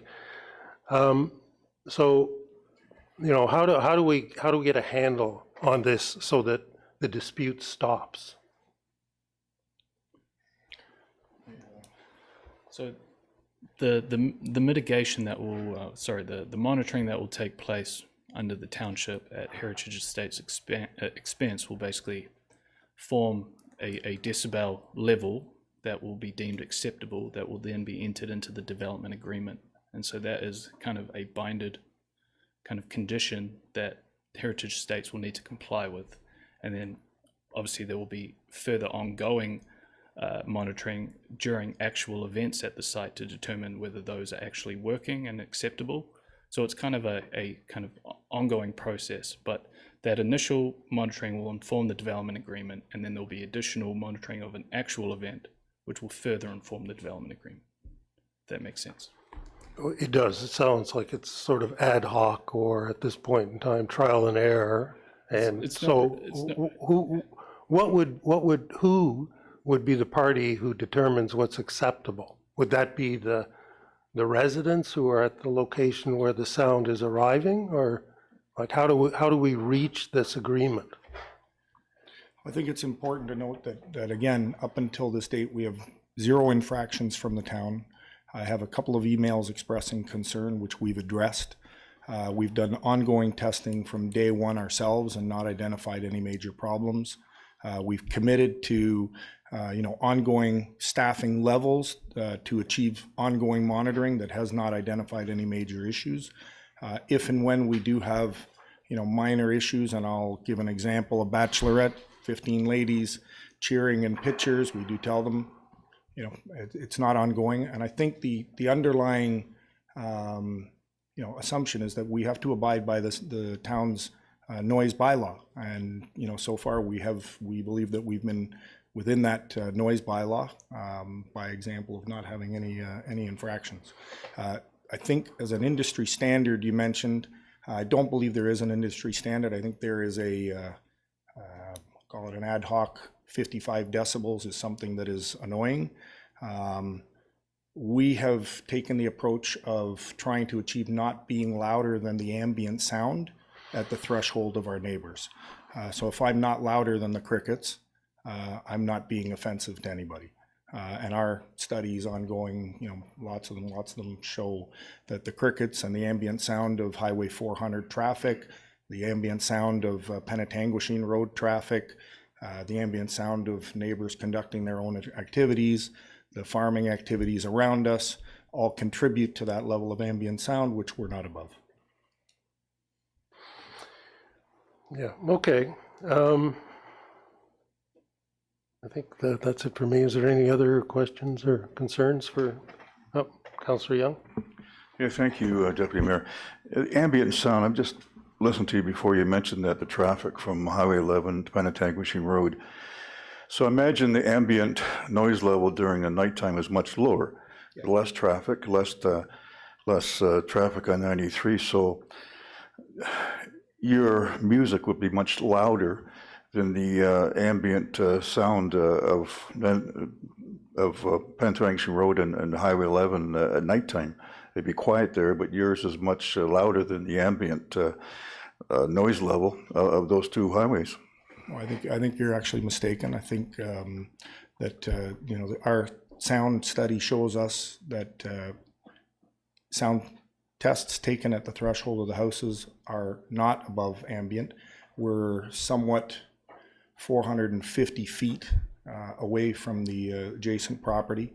Last year we committed as a recommendation to a sound study to further enhance some sound mitigation, to put in fences, which we did do. It was recommended to put in a vestibule in the entrance of the lobby, which we did do. Although again, we don't believe that we had an issue, we took those into good faith and said we will put them in to further mitigate any possible sound issues. And at 11 p.m. We installed a governor at the recommendation of the sound study to reduce decibels output inside the venue to 85 decibels, which was determined that would guarantee that we are not above ambient sound at the threshold of the houses. Supplemental? Yeah, just to follow up there. I'm not mistaken by your own standards there. Like I said, it's less noise coming from the Highway 11 and 93 at nighttime than during the day. So I'm not mistaken. Sure. It makes sense. Yes. Okay. Thank you very much, Mr. Mayor.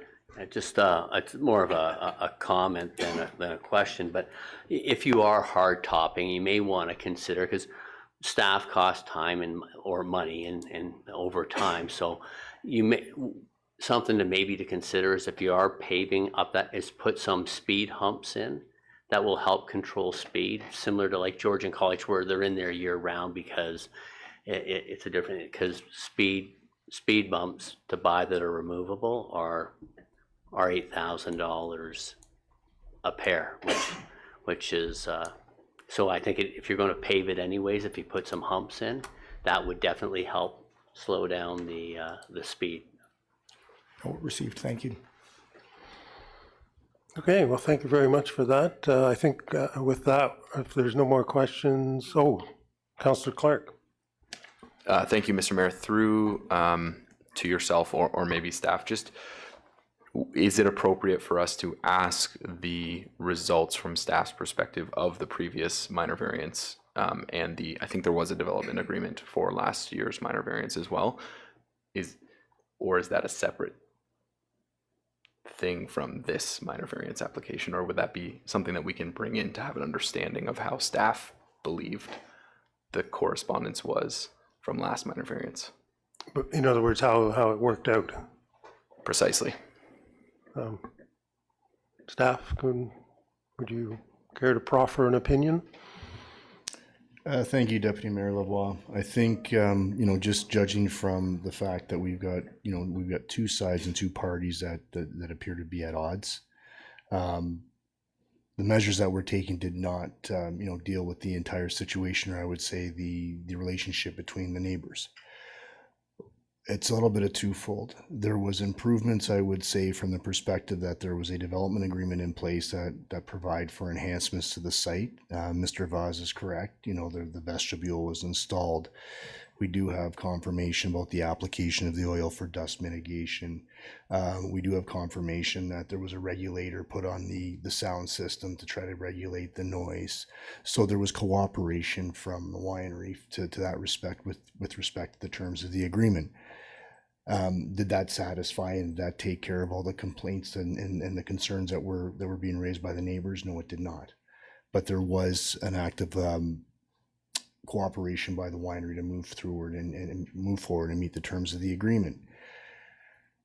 There were some aspects of the agreement where there was some vagueness, and it was based on a lot of the concerns that were raised through ongoing discussions just from the community and whatnot, which tied into what was actually being measured, which is why the vibration monitoring is being raised. There was still some aspect related to dust, and to Mr. Voss's point, there haven't been any registered infractions to the point where there's been charges laid. However, there are instances there's impacts, and it's all subjective based on who's being impacted by them. So at the end of the day, there was improvements through the agreement, and staff took a look at this minor variance, temporary minor variance application to take a look at where there might be some enhancements that could be done to hopefully address some of those ongoing concerns. And that's why the report is structured the way it is. The paving aspect is one. As far as the reference to speeding, it's a valid consideration, and if there can be mitigative measures and the winery folks are open to that, then there could be also speed mitigation measures put in place. In addition to that, the vibration monitoring is something that the township thought that if the study was commissioned by the township, then there can be more of an active role to try to establish what those standards might look like for vibration testing. And then the other aspect of this was also any outdoor events. The one, I would say from staff's perspective, the one aspect that was not fully covered in the previous agreement from a monitoring standpoint was how you deal with the noise leading up to 11.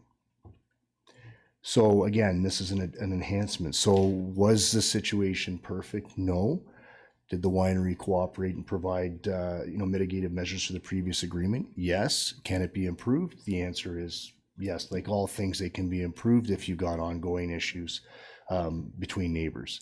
And I think that's the purpose of what we're talking about here with the temporary minor variance, is just looking at what those enhancements might look like and what they might be as far as the development agreement goes, and then further on the conversation with the zoning bylaw amendment. So wrongfully or rightfully, when there's bylaw infractions and you're dealing with bylaw matters, quite often, not everyone's happy or nobody's happy. And this is not a situation where everybody is happy, but we're trying our best to try to move through and mitigate things to again, improve things through the enhancements that are referenced within the report and the enhancements that Mr. Vaz has spoken to and his planning consultant. Thank you very much for that. Supplemental, Councillor Clark? No. Okay, thank you. I think for the moment then we'll proceed on with the rest of the folks who might wish to speak to the matter. Madam Deputy Clerk, are there people registered to speak to this matter? To confirm as well, on behalf of the applicant, we had 2 additional registrations, Sheba Paul and Chris Barnett, if they're available to answer questions or if they're to speak at this time. They're not to speak. I believe they're available to answer questions. Okay, so the applicant has confirmed that they're available to answer questions. Right, thank you. Required, thank you. Other than that, there's been no additional registrations received. Okay, thank you very much. Is there anyone in chambers who wishes to speak to the matter? No, I think we have a wireless microphone for you. I know.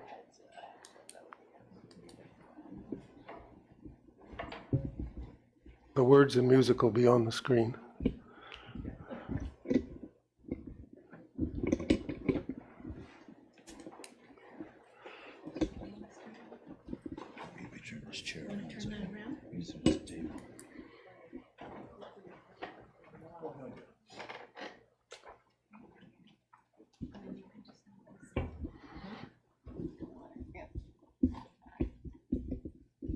Hello. You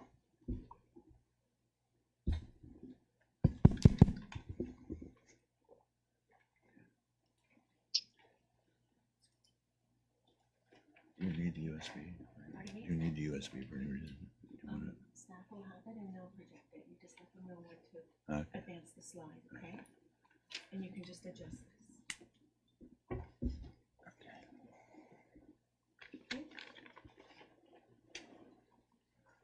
Good evening, everyone. Can you hear me from the front of the room, from the back? Okay.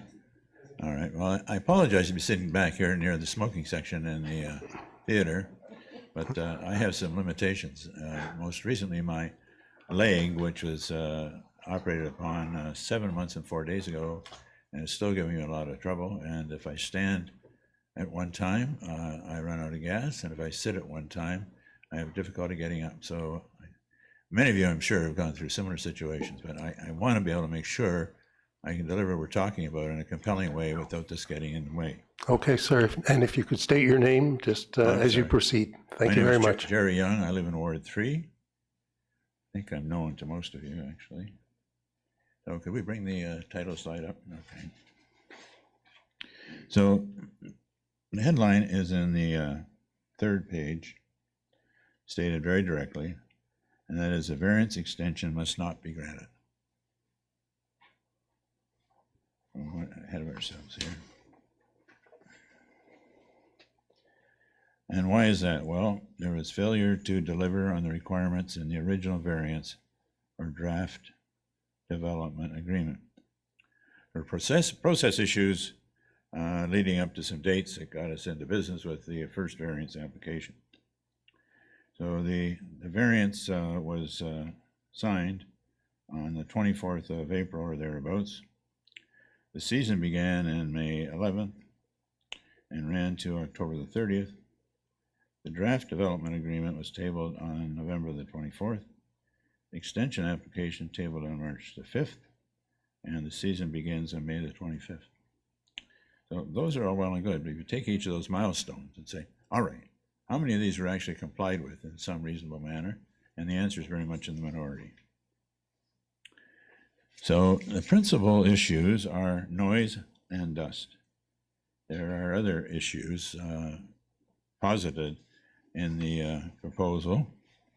I'm gonna skirt those. I'm not an engineer, and we have enough engineers in our family, and I don't want to pretend to be one.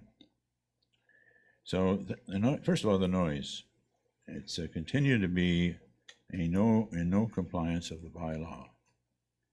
50% of events in August were above the 11 o'clock requirement, one until 2:15 a.m.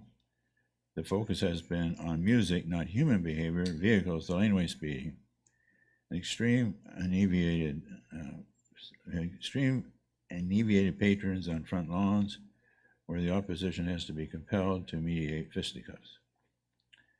Commitments to mitigate the sound. Sorry, sir, just for one moment. Do we have evidence of these events? The OPP can give a reading on that event. And The you- OPP are badger about coming around because they're on private property and they can't exercise their authority. Right, They've actually right. been called on. Okay, well, I just want to clarify that there's direct evidence. I don't want this to be, hearsay. No, there's residents and there are reports that the OPP put out that record what went on. So no, they're not off the cuff fanciful, they're factual. All right.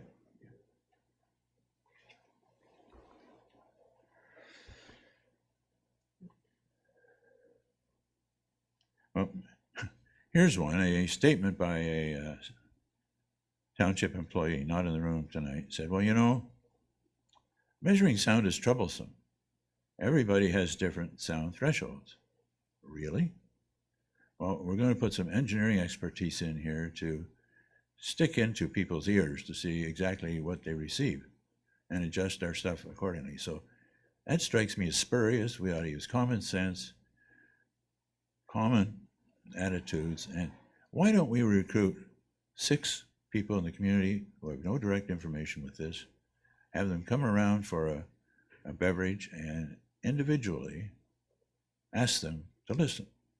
Now, you can't claim that it's subjective. If your family in your home are downstairs and the noise is loud enough that the windows rattle, well, that doesn't require much subjectivity.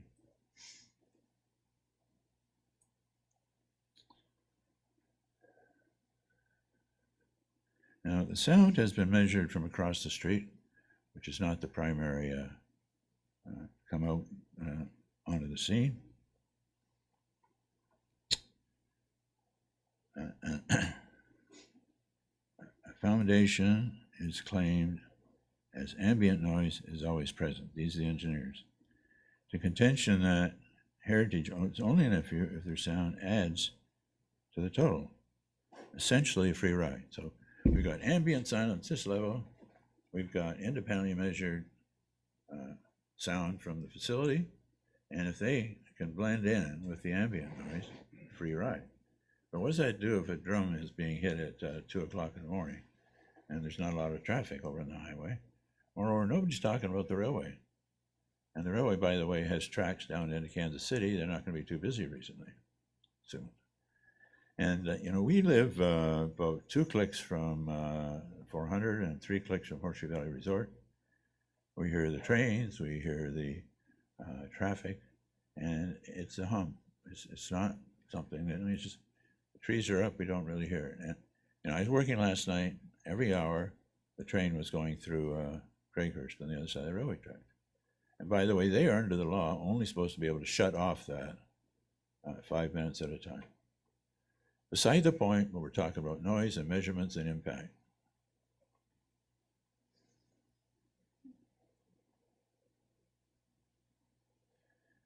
And I also want to say that, you know, the bylaw says the problems start at 11 o'clock. And the problems must end by 11 o'clock. If they don't, it's game over. Well, it's all well and good. So what are the people who are there up until 11 o'clock, making a lot of noise, not staying till after 11 o'clock? Like, how do those people get dealt with? We've been focusing on 11 as a threshold, leaving out the whole great section before it. Now, we've seen it, we've heard measurements, made measurements ourselves among our group, where there could be a vehicle parked on their lawn, and above that vehicle you could hear the noise in the distance, and it was in some cases before 11 o'clock, some cases after 11 o'clock. Now, out of curiosity, I've done some benchmarking of this, and what we have are provincial regulations, which one say strike as much as guidelines as opposed to formal variances, and so that's in legislation. But it gives a lot of latitude as to how you want to translate that into municipal act. It's a municipal legislation. Some say 11, some don't. Some are more broader in focus, others are not. But I'm here to tell you that this is much broader than the period from 11 a.m. till up to 2 a.m. And what about the time from 5 o'clock when people come on the property, hollering and hooting, and it's being emitted by equipment and by some patrons? And what does that get? How does that get dealt with?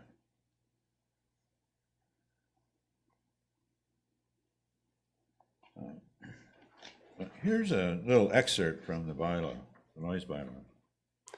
And bear with me while I read it quickly. Well, I'd rather not, actually. I think if you have some evidence with regard to issues, that's one matter. If there are some suggestions about what can be done with regard to the types of controls that would assist this ongoing dispute between the parties, that would be helpful.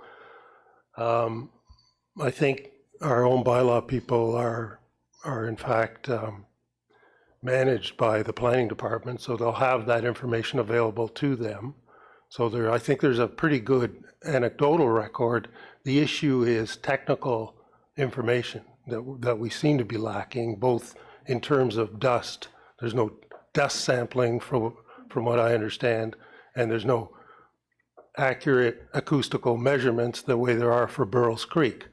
So those would be the kinds of solutions I think that would lead us to a circumstance where we could, not have a disruptive interference between the two parties or between the neighbors.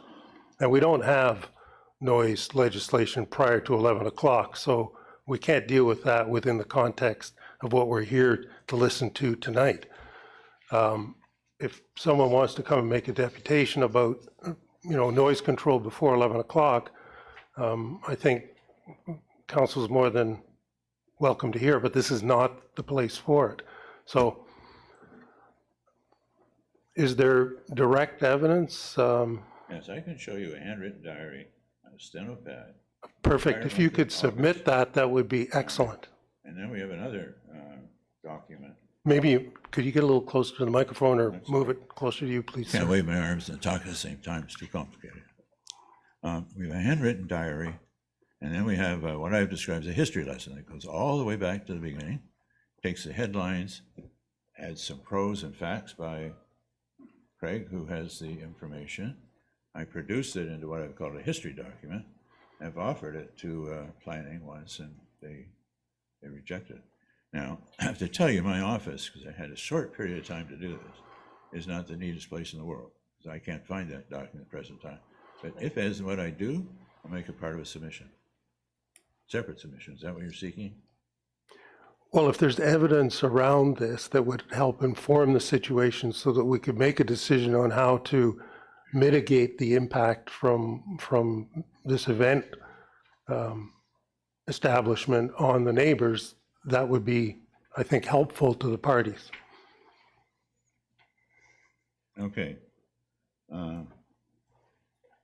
Understood. But we can't litigate everything that's gone before us. We can only try and look forward and try and look for ways to solve this problem.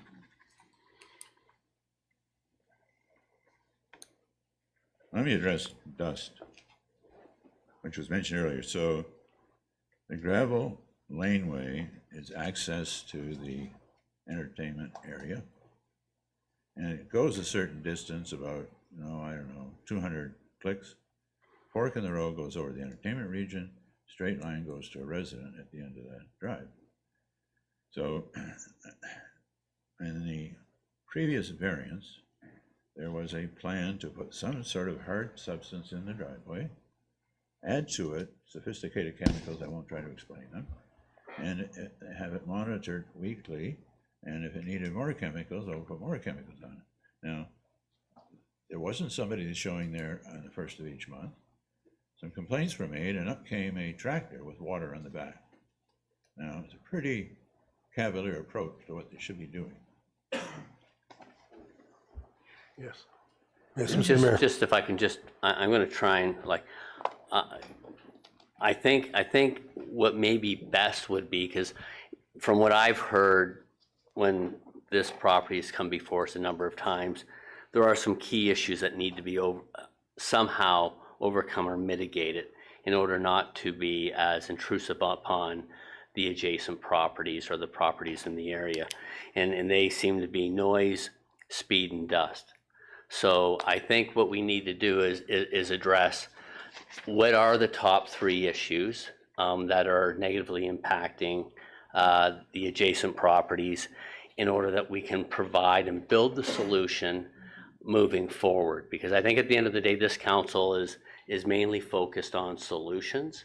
There will always be problems. We'll never have perfection, but we want to try and work with all parties as best as possible in order that we can make neighbors that aren't fantastic neighbors that have lunch and dinner every Sunday together, but they are become neighbors that can at least respect one another and work with one another. So if we can kind of get to what are the main issues. I know dust is an issue. If they're going to hard top the driveway, and speed's an issue, we put some speed mitigating components in. Those are solutions, and I think that's what needs to be done with this application moving forward. That here are the key components that need to be addressed and put in place in order that we can all get along. none of us are perfect, but I think that's where I'd like to go with this, Mr. Young. So if there's anything outside of speed, dust, noise, which I think are the base of the iceberg floating down to the Hog River, I would say if we can address those, and then we can help build the solution for everybody. Well, with respect, Mr. Mayor, a lot of that's been going on dating back to August of 2022. And we sit here in March of 2025, repeating territory we've been over many times with some regulation. Those regulations have not been completed close to their entirety, with and without involvement from the community. Some of them are sitting in the room this evening. So I guess, with all respect, that's wishful thinking because we've not been successful in that relationship with the operator that's met the needs. I mean, for example, pave the friggin' driveway. And don't pave it halfway up, 120 meters, to assuage, the neighbors. And I always picture distance in a football field, okay? Football field is like 160 meters long, all right, 160 yards. So how many meters is that if it goes halfway? It's 120 meters. Now, we've got traffic issues down there. You take the head count of 230 and put 4 people to a car and count the number of trips that would be going one way, number of trips going the other way, and what dust that's liable to produce, no matter what scientific hard stuff they put on it. Yep. And it's got to be monitored. So, Mr. Mayor and Deputy Mayor, I guess our thoughts hinge on, make these efforts, got regulations put in place, the success ratios in these efforts are minimal. And so we're going to have to continue to sit back here and yap at it, and I'm sorry if that turns out to be the case. Now, I want to forward, before we just absolutely stop, a few slides to make a point. So, could you move the microphone a little closer, please? I doubt that there's a recording of this. Multi-activity, hold the paper and read. Yeah, you can just move the boom in. Yeah, and you can. All right, sorry about that. All right, so could whoever's managing this stuff go forward a couple of slides? And again, and again, and again, and again. All right, now, we haven't really seen this. All right, so this is southbound view on Highway 93, pointed at largely Craig Flegel and Lindsay Bernier's property. Now, if you look closely behind that, I think it's a snowmobile van, what is it you see if you look carefully? Would it be a for sale sign? Now, that's the property right beside the driveway. Next slide, please. Okay, that's going northbound. That is the heritage sign beside the road. And you'll notice on the one pole to the left is a little sign on the heritage property. The yellow sign announcing this meeting, which you cannot read from the road unless you want to get run over. And so how would you like to be? You're out doing your work day, you've got this house for sale. You drive into the day your work day, what do you see there? Now, somebody wants to see the house. Mr. Flegel, what's that all about? Oh, so, I mean, that to me is very profound. And I don't have a solution. Okay, any other questions while I'm at the mic? So I guess what I want to get to the solution of the problem. The problem, just so I'm clear, it is dust, noise, and speed. So I think what we need to address is how do we overcome those components. If the driveway is paved, that will hopefully take care of the dust issue. If they put some sort of mitigating components, whether it's speed humps or whatever, it should take care of I'm being optimistic, but I'm an optimistic person, I keep telling myself. Then that hopefully will take care of that. And noise, I think, is likely the biggest hurdle that we have to overcome, and we have to have some sort of game plan on how are we going to overcome that noise after 11 o'clock. Now, unfortunately, because our bylaws do not control noise prior to 11 p.m., That's where hopefully discussions and understanding of one another as neighbors, we can come to some sort of amicable solution. So if there's anything else you'd like to reply to those components, or if there's any additional significant issues that need to be overcome, please, if you could identify them now for council, that'd be great. Well, the core here is we get these commitments in quasi-legal documents with deadlines and with scope. And the score list on that is very low. You know, and we could just take the original variance, which was approved at the last minute, and that was to have been followed by the development agreement, which arrived at the last minute, and a condition, the first regulation was that that be done and digested by the end of November, and any changes driven by that exercise would be in place by the 1st of May, so they could function with that in place. Well, what we've got is that agreement, another suit of clothes, which is in front of us again. So what confidence can we have that they're going to deliver the mail, given their ability to deliver the mail is pretty sketchy so far. Now, there's some other minor things going on here. So we have in this draft document another piece of paper that the head count per event will be 250 patrons.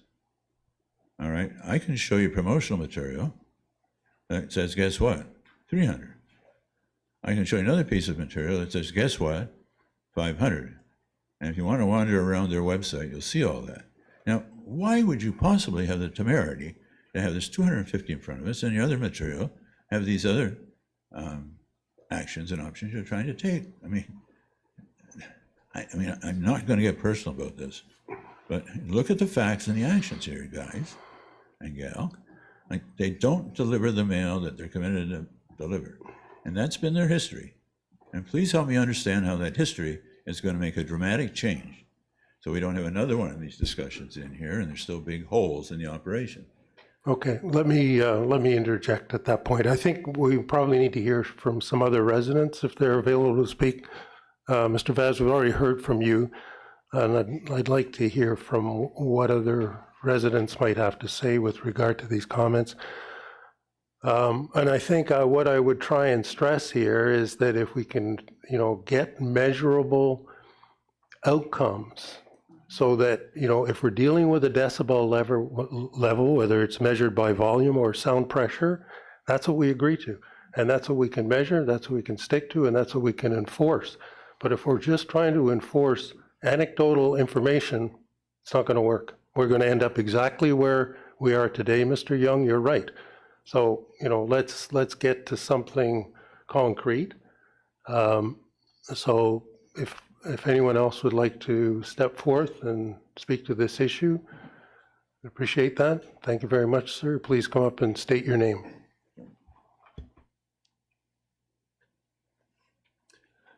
Hi, my name is Craig Flegel, 403 Pantanguishene Road.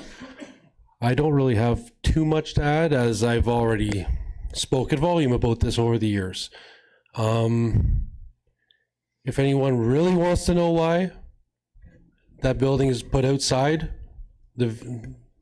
I can tell you, but I don't really think it's appropriate to do it at this mic, though. Yeah, it doesn't. I'm not implicating anyone on either side of any wrongdoing or any nefarious things. I just know the situation and how it got done, and I'm not saying it has anything to do with Heritage Estates doing any wrongdoing at that point. As far as ambient noise, would anyone on council consider being able to sing a song that's being played at that winery with all your windows and doors closed after 11 o'clock, ambient noise? I can tell you, we'll have all the single ladies, you'll have YMCA, we can sing all the songs after 11 o'clock.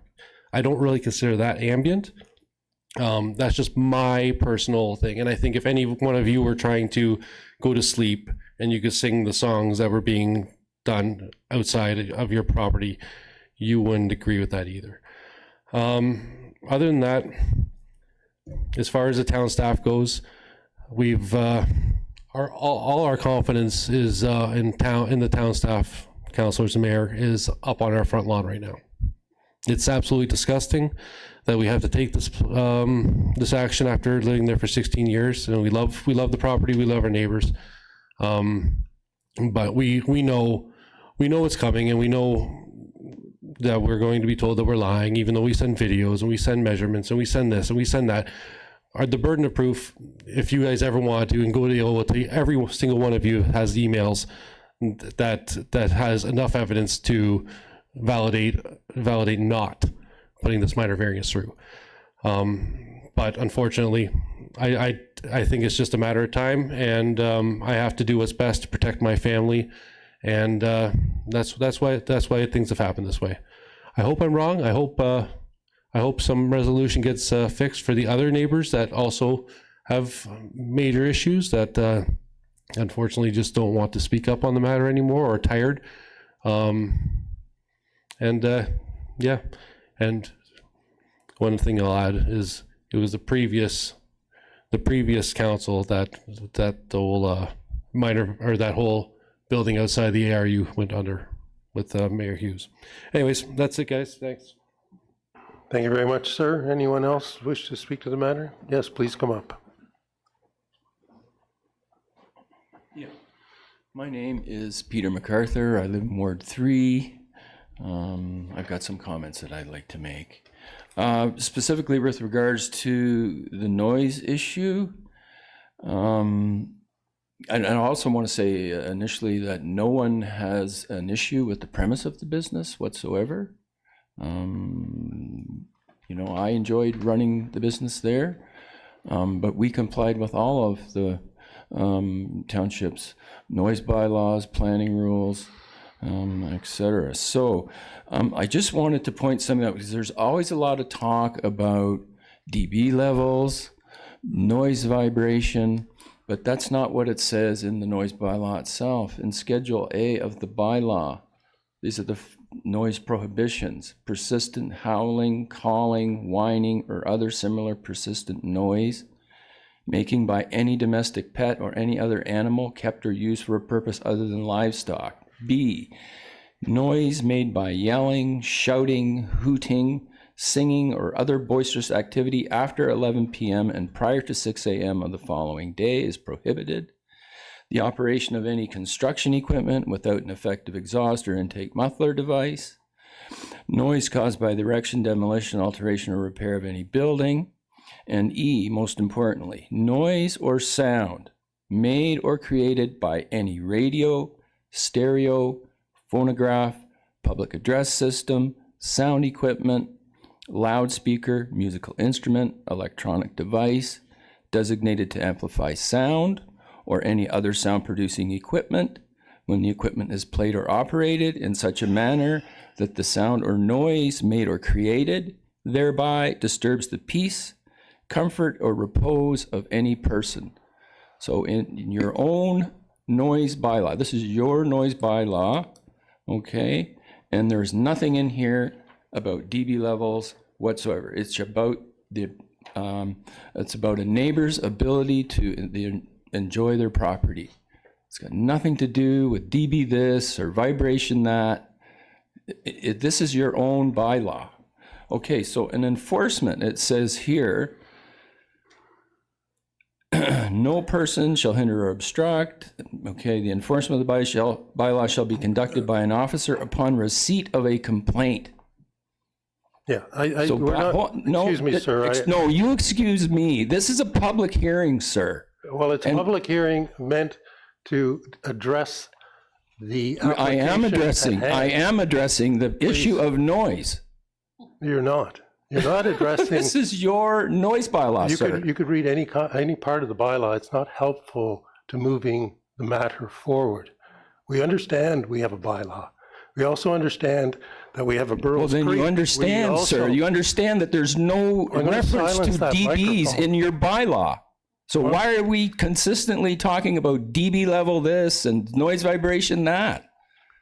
It is simply. Can you cut the microphone, please?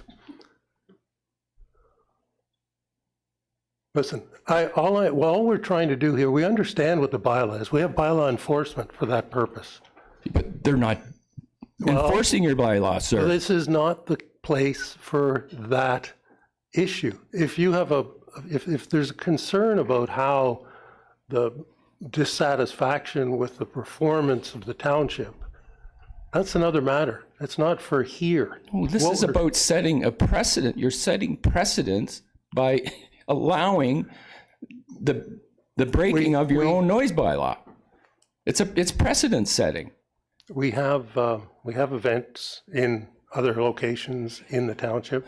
We have noise regulations around those events. It's not an uncommon outcome. We have Burles Creek just across the street here. Burles Creek is one event a year. But the not 4 a week for 6 months of the year, sir. They could operate more frequently. There's nothing that bars their operation. There's nothing in the legislation that bars their operation 24/7. So how often they choose to operate is not a matter for discussion here. If there's something that you have to offer by way of advancing this, please do. Well, I'm But we're looking for some suggestions. But you're not allowing. Well, we understand. Like, this is a public hearing where people are supposed to be able to air their concerns, and you're saying no, you can't air your concerns, sir. Well, you're reading from a bylaw. You're not airing a concern. I'm trying to make a statement for the record that would indicate to people that there is a noise bylaw, and it's very specific. There's no guesswork about what is in your own noise bylaw. Correct. So why isn't the noise bylaw just being enforced? And it's pretty simple, but it's not. So thank you. Okay, so I'm not finished yet, sir. Please proceed. Thank you. So the bylaws, planning, building, noise bylaws, they've been ignored. We all know that. It's been accepted and agreed upon and outlined.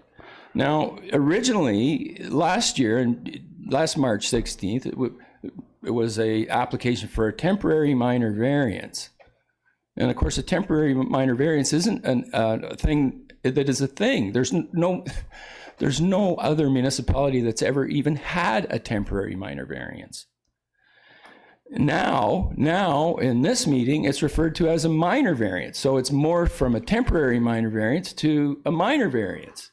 So I don't know why that's occurred or what the scope creep there is about, but at any rate. And during that meeting, okay, in March of last year, Gary Bell, the representative for Skelton Brumwa at that meeting, stated that there's no such mechanism that's ever been established, a temporary minor variance. Now it's morphed into something else.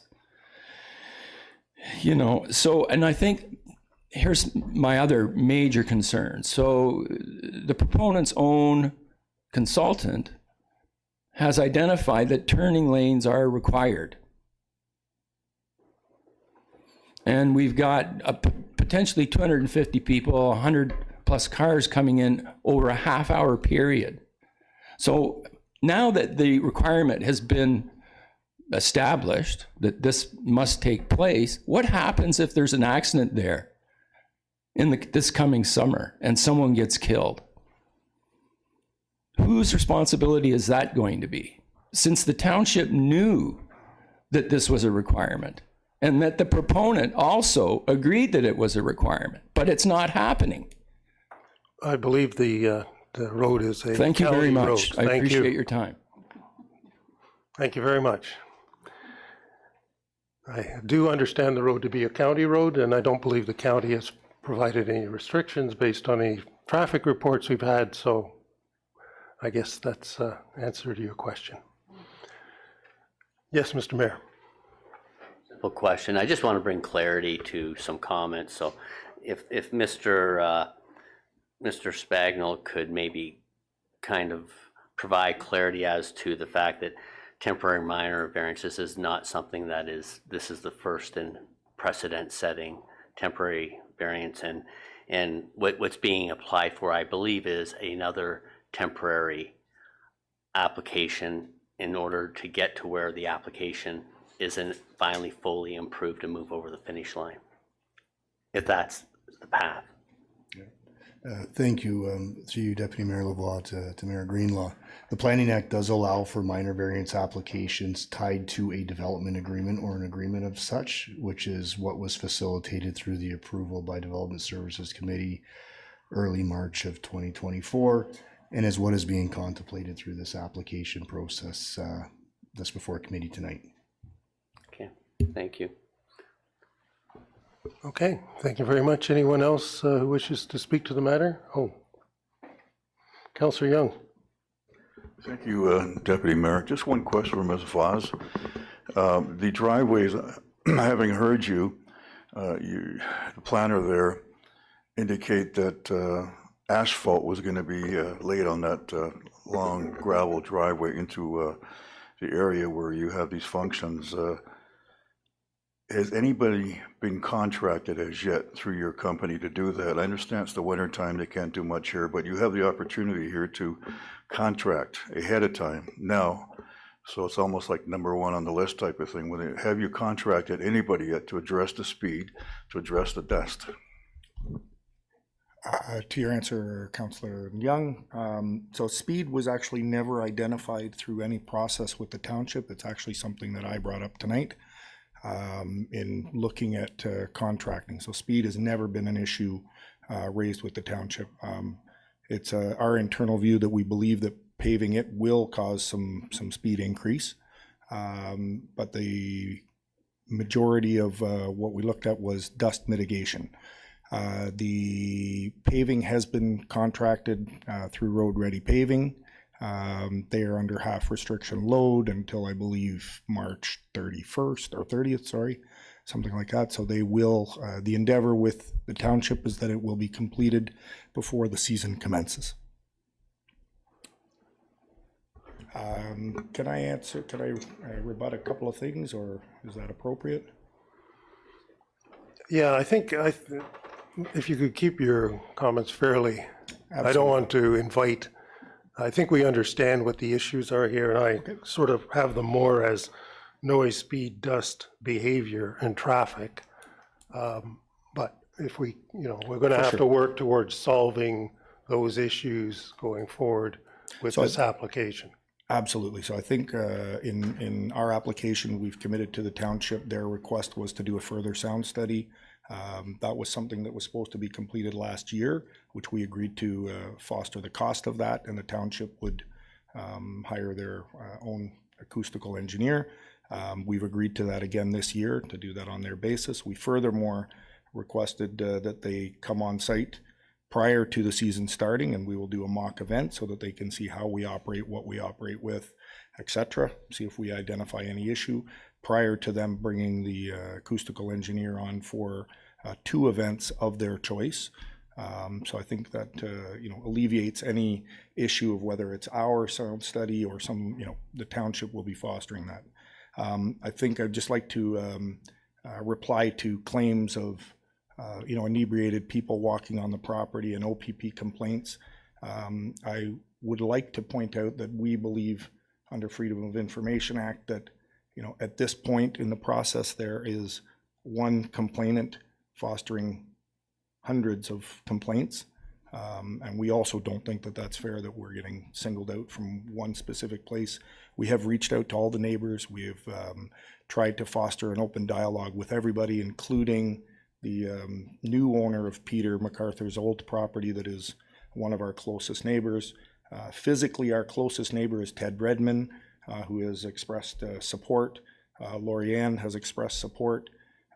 2 of the other neighbors have told me personally that they are very much okay with what's going on and appreciate our ongoing efforts to try and alleviate any types of complaints. So I think we're showing that we're absolutely cooperative in terms of being good operators, good business people, and good neighbors. The OPP have come on site for several reasons. We've had emergency issues with heart attack, etc. We, again, have never had any complaint. OPP have never charged us with any infraction whatsoever. In fact, when they come on site, they usually tell us they have no issue. They've got bigger problems to attend to. Thank you very much. Okay, thank you. Anyone else wishing to address the matter? Okay, seeing no one then.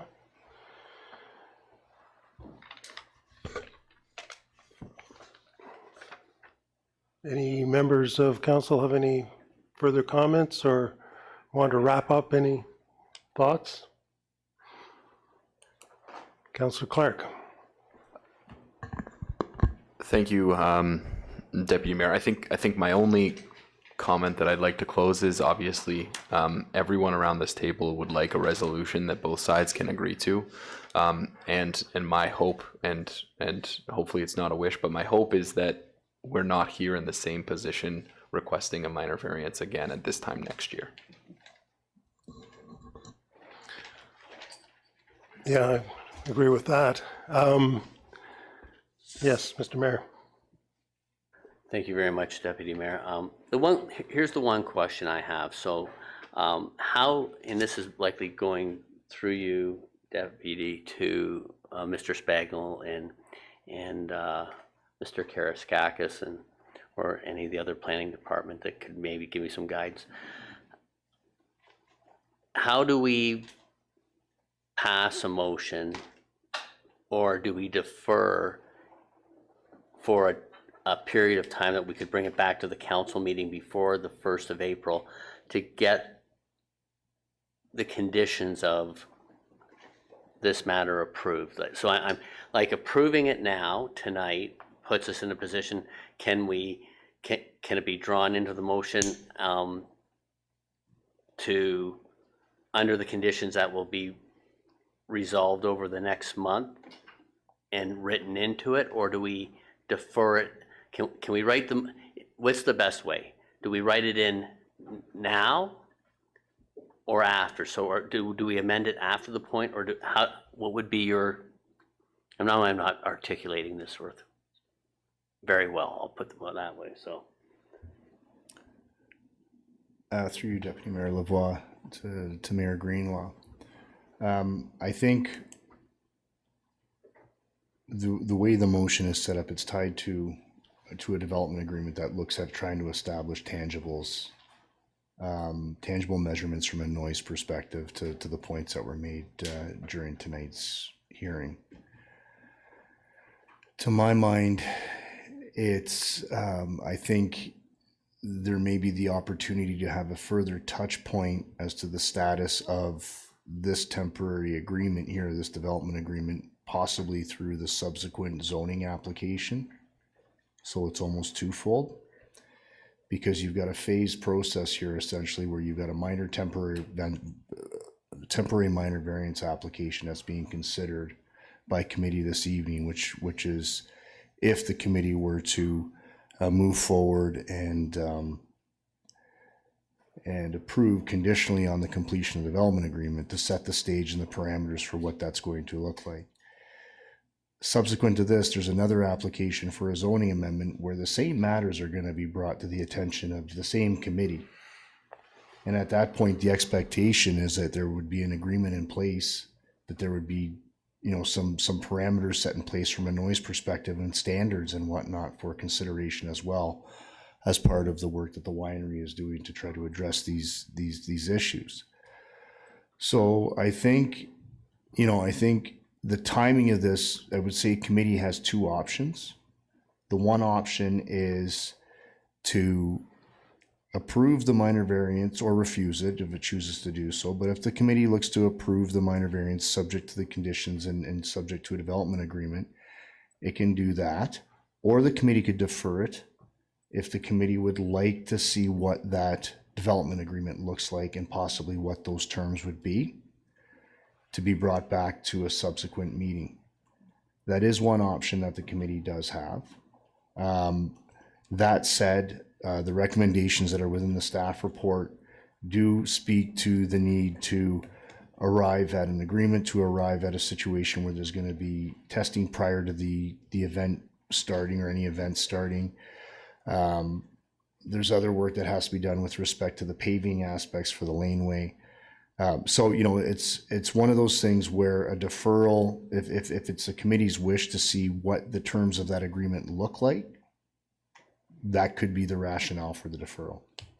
Okay. No, and that's where I'm going, is like, if the operation start date, when is the May 1?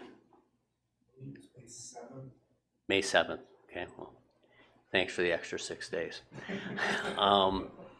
So, you know, I think it may be better to have input from both parties of concern to what those mitigating conditions are going to be. And we can have at least some, hopefully, civil discussion, respectful of one another, in order for it to come back. You know, for the first DSC meeting in April, for the approval with the conditions in. You know, like, this is a temporary thing, and eventually what is, you know, the main application is to allow it so that there's no longer that component of the cement slab outside of the area, right? So eventually that will go through the process. What we're trying to do is make sure that everyone's feels that we're cooperating with one another, so that there's not, you know, offsetting uses that are not bearable by both parties. So. Yeah, thank you very much, Mr. Mayor. I'm in support of that notion myself, although unless it's a tie, I'm not voting. Can I answer back? I think part of the issue. Well, go ahead, but yes, please keep it brief. So part of our issues is and this was the reason that the minor variance was actually brought up, was that we assumed that it would take time to finish that development agreement in full of what the zoning actually looks like. And that the minor variance put in place for this year was requested as exactly the same as last year, while we're going through that development agreement and site plan agreement, which will address everything from paving the entire area to completion of new landscaping, stormwater management, pond, etc., for permanent operations, year-round operations. Secondly, that to do what township came back as a concern, requested to do an event and to do testing, we would have to apply for a building permit ahead of time. It takes us approximately 30 days, 40 days or so to actually get the tent erected, get everything in place, get all the acoustics in place, all the electrical and everything else, to do testing for whatever it is that they would like to further do. I would like to also point out again that there was 3 sound studies done by reputable sound engineering firm that showed that there was no issue. We've taken it upon, the town's communication to us that they've identified they believe a problem from consistent complaints. And again, consistent complaints, we are addressing them.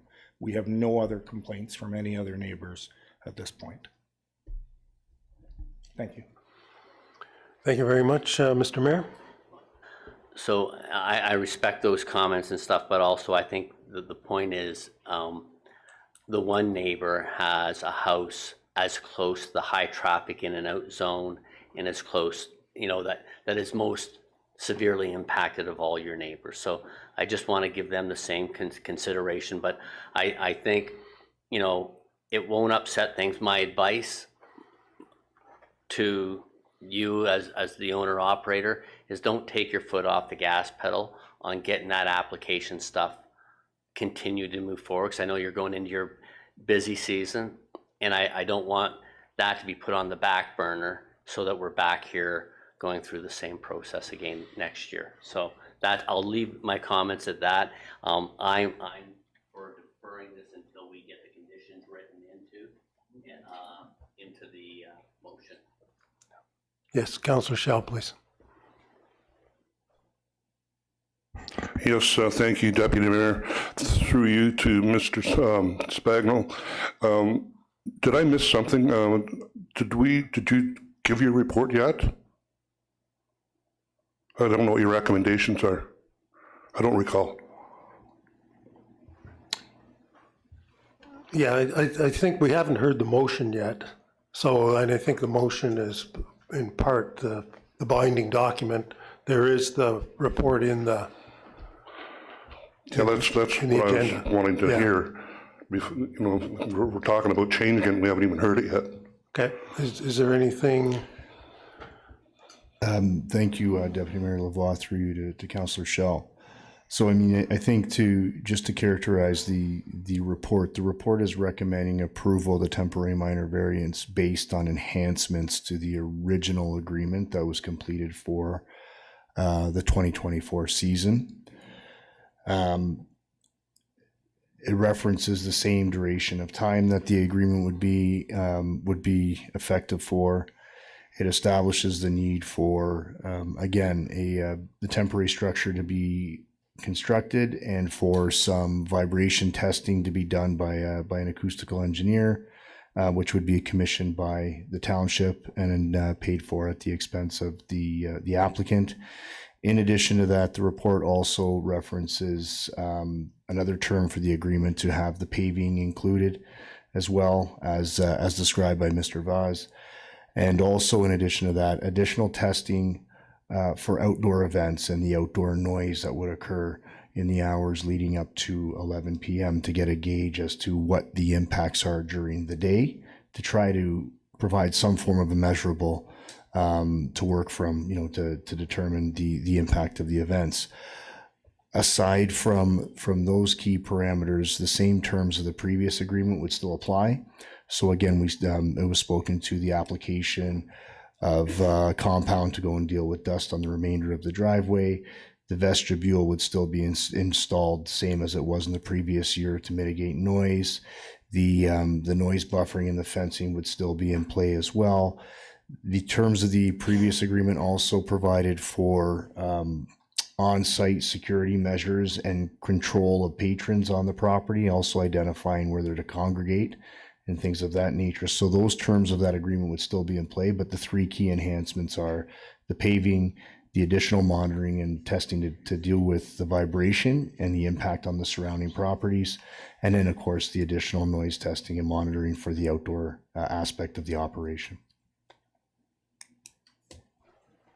Okay, thank you very much. Did that address your concern, Councillor Schell?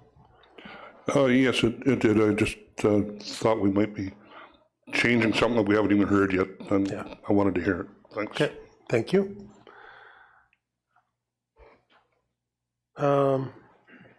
Madam Deputy Clerk, may we hear the motion, please? Mr. Chair, Mayor Greenlaw indicated provided comments regarding a deferral, which takes precedence if there is a seconder for that deferral. Okay, do we have a seconder? Councillor Young will second. And staff have drafted, it is recommended that minor variance application be deferred to allow for a draft development agreement to be brought back to a future meeting.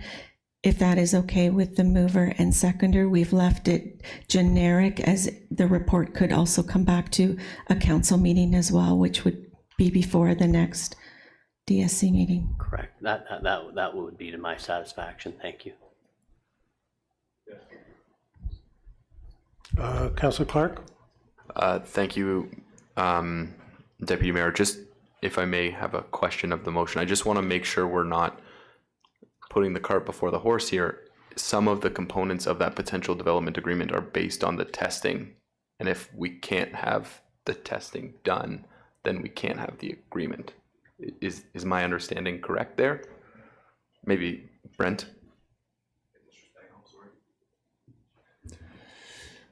Through you, Deputy Mayor Lavoie, to Councillor Clark, there are certain aspects of the agreement that will require that testing and will require the monitoring to be inserted and amended and placed into the agreement. However, if a draft agreement is provided to this committee ahead of time, that might be additional information for the committee to consider, to have a look at the terms that are included within that agreement. I would say in addition to what's been considered here based on conversations that Mayor Greenlaw has referenced. So you're correct that the monitoring does need to happen. The testing does need to happen to put certain aspects of the recommendations of that, of those reports and whatnot into the agreement. But the terms of the agreement and the approach and whatnot, in addition to what's been described in the staff report, can also be expanded on, I would say, based on the discussions that that committee is asking the applicants to have with some of the residents. And I think that would be the approach, to have that draft agreement to provide this committee with a level of comfort moving forward with the application as it sits before it. Thank you. Did that address your question? I think so. I myself am having trouble getting two parties to agree upon a potential sound level if there hasn't been testing to determine what that is. That's my challenge. Yes, and I think that the other half of that challenge is understanding what the conditions would be in that draft agreement that could be then public, because it would be on an agenda, so that everybody would have the opportunity to comment on it. Would that be a correct interpretation, Mr. Spagnol? Deputy Mayor Lavoie, I think the comment on the terms of the agreement, to have it available, there could be comments provided as part of that process, and if that's where this committee wants to go, then that's where the committee can go. I think from landing at a decibel level, what I would want to caution is that we'd want to let the engineers and the professionals who are qualified to comment on what an appropriate decibel level may be for certain events and whatnot, because I'm not qualified to do so. But to your point, if that is the intent, where it's allowing the interested parties and anybody who's participating in this meeting an opportunity to take a look at the agreement, provide comment, then that's what that would serve, to provide that ability to do so. Okay. Oh, yes, Mr. Mayor. Sorry, and I think also the purpose of this is that we're saying, okay, the testing and this stuff's done by what they agree to from the decibel level or the noise level, that is potentially secondary, but we want to have in the agreement, this stuff will be done by this date, this date, this date. So there's an actual schedule to bringing forth the solutions or resolution the problems we're challenging. Oh, if you're going to say anything, please step up to the microphone. Hi, my name is Isaac Druckmann. I'm a partner at the Heritage Estate. I would just like maybe to suggest what was done last year, because the same concern was last year, to approve subject to an agreement that will be signed prior to opening the season. Because the challenge from our side that we are right now in March, in mid-April we have to place the tent, and 2 weeks later there is a lot of logistics besides just putting the tent. It's the setup of the entire place. So it's not that we can, from the day to tomorrow, we can open, and that will allow also the town to do the testing when we have the tent ready in place. So again, we will not open for business until we sign the agreement with the town, but that's what was done last year. So it was approved subject to an agreement in place. And that will solve the problem from our side, so we can logistically can get ready. Otherwise, we cannot even contract a company to, and then if we call them too late, we lost the season. Thank you. No, I understand, and that's why I'm saying, I'm not saying everything is done by this, but I don't want, I guess what we don't want is the driveways being paved in like October. Like we're saying, no, and that's all we're saying is, and we're getting it, I don't want to, bleed things out too much, but I'm saying what we want to do is we would like to defer this, is what I'm tabling, until those kind of schedules and time parameters and commitments of what we're going to do moving forward are tabled and agreed to. So, We agree with all of that. We already agreed to do it prior to opening, but we cannot direct.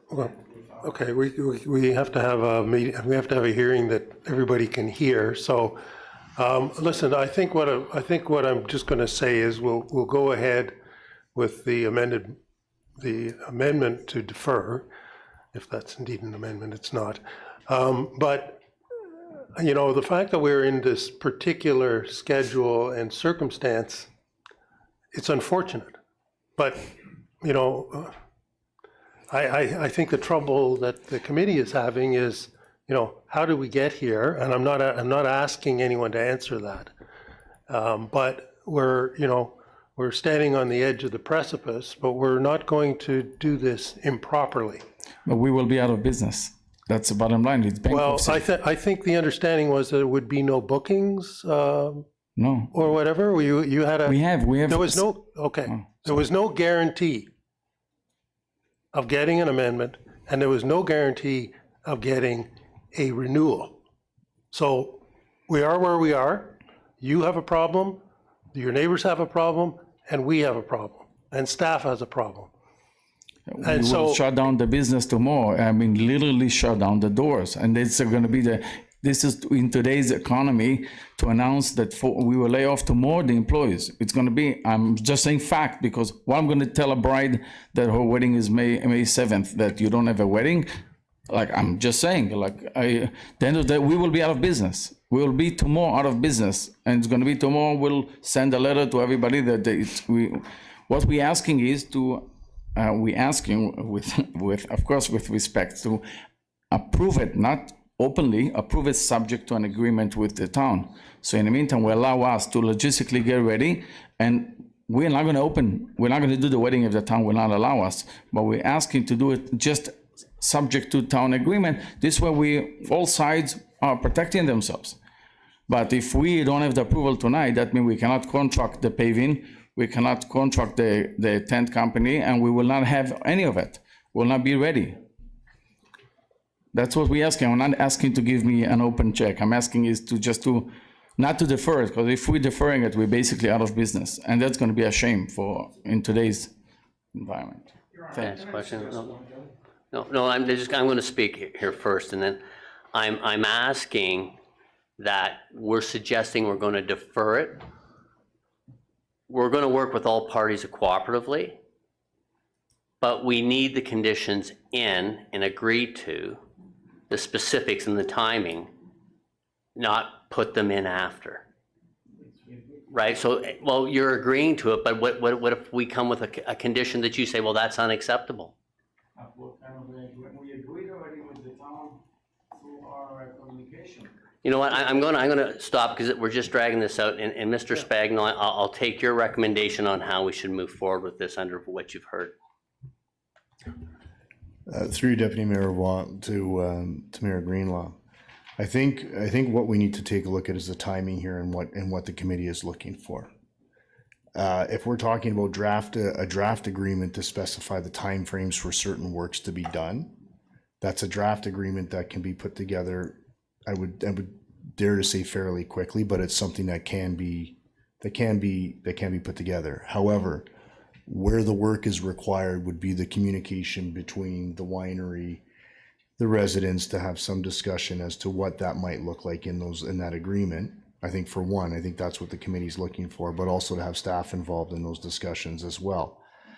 So I think, you know, from the perspective of preparing a draft agreement, that's relatively straightforward because the municipality does have the original draft to work from 2024.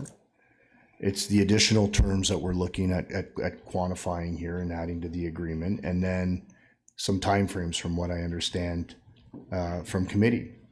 And to the deputy clerk's comments, we do have some other dates that we can hit, and that we could actually bring the matter forward, council dates, to have that draft agreement brought forward. So it doesn't necessarily have to be April 2nd. It could be the 26th of March. It could be the 12th would be a little bit I would say aggressive. But there are a couple of dates that we can hit prior to April if we're talking about having a draft agreement in front of council for consideration to outline what those timeframes may look like. Yeah, I think the other thing that works in favor of everybody in this room is that we have a number of budget meetings that we could add it to. So I'd have to look at my calendar, but there is a number of budget sessions that we are having prior to the second council meeting of the month. So between, hopefully by, I'd have to look at my schedule as to when they are, but we could address it earlier. So I think at the end of the day, as I said before, we're here to find solutions. They'll never be perfect, but I'm trying to do the best to appease everybody, or the entire council is trying to do the best we can to appease everybody so that we can move forward amicably. Brent, I'll let you finish up and then I'll back to you. And I think just to add to that, Deputy Mayor Lavoie, through you to Mayor Greenlaw, there have been concessions that have been made by the winery. I don't want to disregard that with respect to these enhancements that can be built in. If it's a matter of landing on the timing, that's one thing that we can add in there as staff to go and have a draft agreement ready to go. And really, it just comes down to the preparation of that draft. And I think, if anything, we're in the committee's hands as to where the committee wants to go with the application, and staff can try to facilitate to the best of their ability, trying to come to some form of resolution with that draft agreement and bring it back to the committee or council, wherever that may be.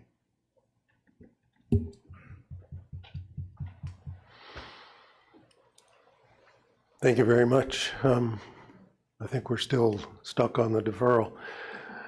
Do you see any budget dates on the calendar?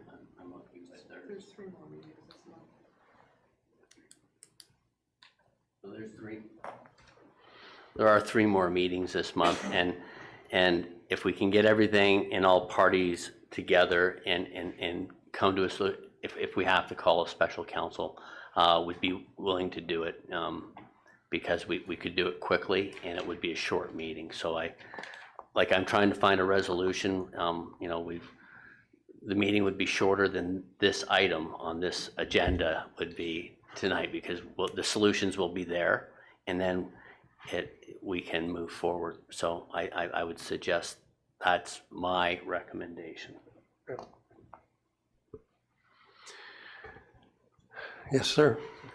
Just a quick comment. So just for clarity, you want timeframes for when these mitigation efforts would be undertaken, and you would like comments from the affected parties on what their thoughts are and what should be included in the development agreement. Is that kind of what you're after at the moment? And if so, because obviously timing is a concern to the client, so we would need a kind of restricted time frame on when those external comments from affected neighbors could be provided by, because obviously we don't want this dragged out further than it needs to be. Yeah, I don't think any of us does.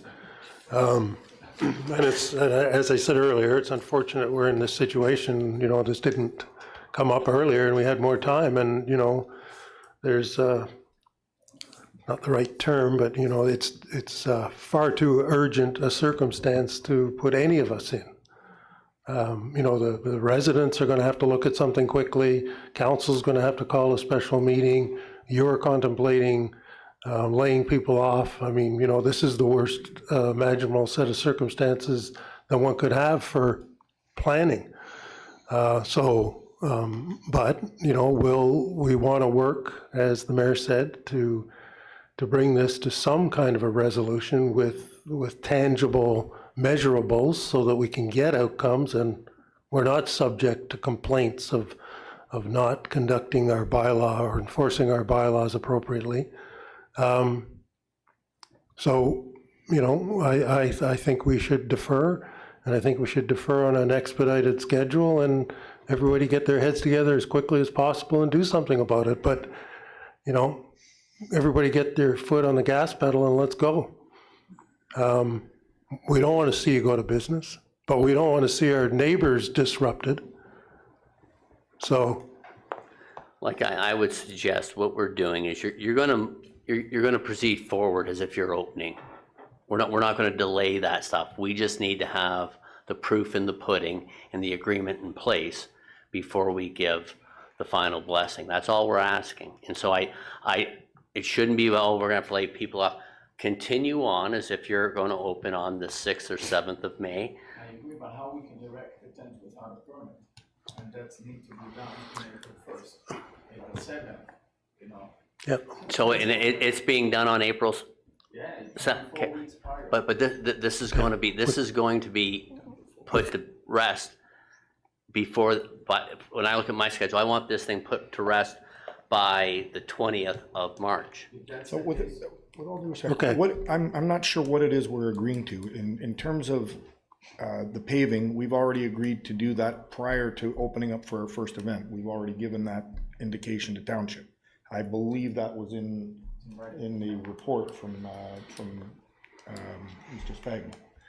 In terms of the noise that was addressed, we agreed to 2 sound tests at their choosing, and in addition to doing a sound study ahead of time at their choice as well. So the dust and the noise, we've already agreed to a process of how to move forward, and whatever the findings from the engineers would be incorporated. We already agreed to that. In terms of the speed that was addressed tonight, I took your first note. It's already written down. It will be addressed, and we can provide commentary to staff immediately. Other than those 3, I don't know if what else has to be agreed to in the development agreement that wasn't already agreed to. I don't believe anything else was actually raised. Yeah, and I think that's the purpose of a hearing. So this is a public hearing. We're here to hear input from the public, and that's the process we're going through. And, you know. But everything that we've heard, we are addressing, and we've already addressed through cooperation with the township. I think we, you know, the council owes a duty to its residents to ensure that at this point that we are satisfied. So, you know, we are the legislative body. So, you know, we just want to hear we want to see the document, and we want to know what it is we're approving. Okay. I think that's where we stand. Perfect. Thank you. Thank you. Oh, Councillor Young, and then we'll wrap it up. Yeah, thank you. Just very briefly, Mr. Spagnoli, is that, when you say you've agreed to the terms or the conditions, has that been in writing, or you just verbally agreed? I'm sorry? Deputy Mayor Lavoie, through to Councillor Young, the staff report provides a recommendation for approving the minor variance that is subject to the very conditions that the winery Mr. Vaz has referenced today. So essentially, it's a conditional recommendation. It doesn't bind the municipality in any way, shape, or form, because it is a recommendation of staff. Development Services Committee can consider the report and the recommendations contained therein as part of its deliberations. But those are conditions that have been recommended as part of the recommendation from myself. Okay, thank you. Councillor Schell. Through you to Mr. Spagnol, thank you. I respect your decisions, the way you've made things. You guys work hard, and I feel you know what you're doing. Okay, so can I? Do we have we did have a motion for the deferral? I generalize, but the motion has not been put on the floor yet. Okay, but there is a mover and a seconder? Correct. Moved by Greenlaw, seconded by Young, and it was recommended that the minor variance application be deferred to allow for a draft development agreement to be brought back to a future meeting, and the mover and seconder both confirmed the wording sufficient. If that's okay, I can formally put the motion on the floor. Thank you, please do. Moved by Greenlaw, seconded by Young. It is recommended that minor variance application 2025 A11 Heritage Estates Events Inc. 421 Penetanguishene Road be deferred to allow for a draft development agreement to be brought back to a future meeting. Thank you very much. Any questions on the motion? All in favor of the motion?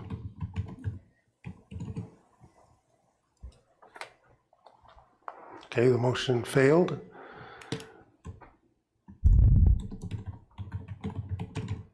Okay, the motion's marked defeated. Okay, thank you. Could we have the original motion, please.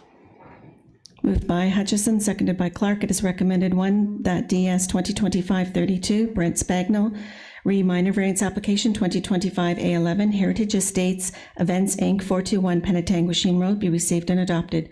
Two, that minor variance application 2025-A11 by Heritage Estates Events Inc., specifically to permit event functions within existing structures and on an existing concrete pad on a temporary basis on lands municipally known as 421 Penetanguishene Road, Township of Oro-Medonte, be approved, subject to the conditions as outlined in DS 2025-032.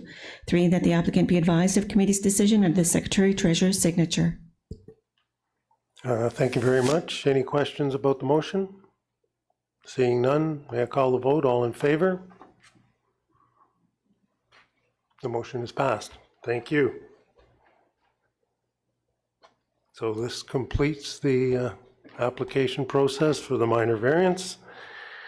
The committee wishes to thank everyone for their attendance and for your participation. I know it was a lengthy and important and vigorous discussion, and thank you for that.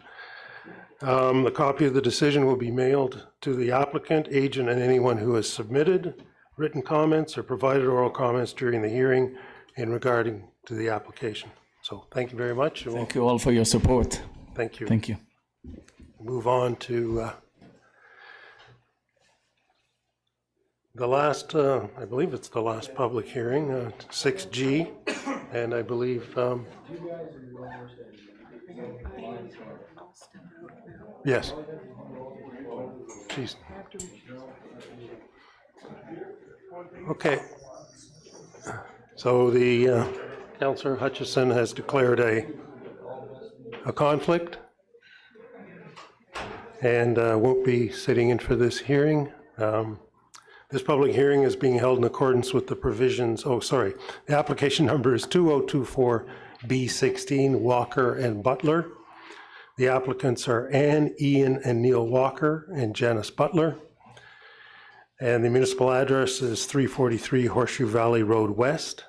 This public hearing is being held in accordance with the provisions of the Planning Act to obtain public comments with respect to the consent application 24B16 submitted by Ann, Ian, and Neil Walker and Janice Butler on lands municipally known as 343 Horseshoe Valley Road West. Please be advised that this hearing is being digitally recorded for the purposes of the creation of a public record. Only after comments are received from the public, township staff, and requested agencies will the Development Services Committee make decisions on the consent application. Madam Deputy Clerk, is there been correspondence on this matter? Correspondence received from the Township of Oro-Medonte Operations Division, February 19, Enbridge Gas dated February 20, David and Evelyn Pollock, February 23rd, Township of Oro-Medonte Building Division, February 24, Linda and David Miles, February 25, Hydro 1, February 28, and County of Simcoe Planning Department dated February 28, 2025. Thank you very much. I'll now turn the meeting over to Catherine McCarroll, Senior Planner, who will explain the purpose and effect of the consent and any written statement received from the applicant. Ms. McCarroll, please. Thank you, Deputy Mayor Lavoie. The subject property is located at 343 Horseshoe Valley Road West. The property is zoned agricultural rural and designated rural and greenlands in the township's official plan. And the current uses of the property are residential, agricultural, and institutional. Next slide. The purpose of consent application 2024-B16 is the creation of a new agricultural lot. The lands that are proposed to be severed are proposed to have a frontage of 618 meters and an area of 70.3 hectares. And the lands to be retained are proposed to have a frontage of approximately 700 meters and an area of approximately 10 hectares. And the applicants are also proposing an easement across 459 Horseshoe Valley Road West to provide access to the severed lands, as the county will not permit a new entrance off a county road. Next slide. So this is an aerial image of the property. So a portion of the property is currently being farmed, and there is a woodlot on the west and the south sides of the property. And the existing dwelling and agricultural buildings are located on the right side, surrounded by the farm fields. And there's also Colson Church that's located in the northeast corner of the property. Next slide. The subject lands are designated rural and green lands in both the township and county official plans, as illustrated on the maps on the right and left-hand sides. And the map in the middle shows the natural heritage features on the subject lands. So there is an unevaluated wetland and significant woodlands. Next slide.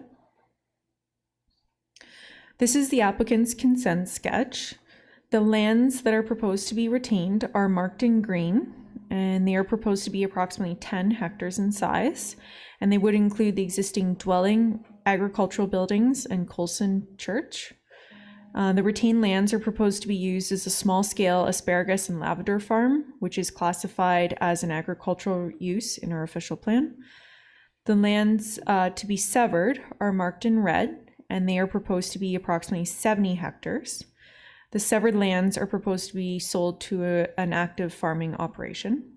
And planning staff are recommending deferral of the application as it does not conform to the township's official plan, as the retained lands are proposed to be 10 hectares, which is significantly smaller than the required lot area of 40 hectares for an agricultural use.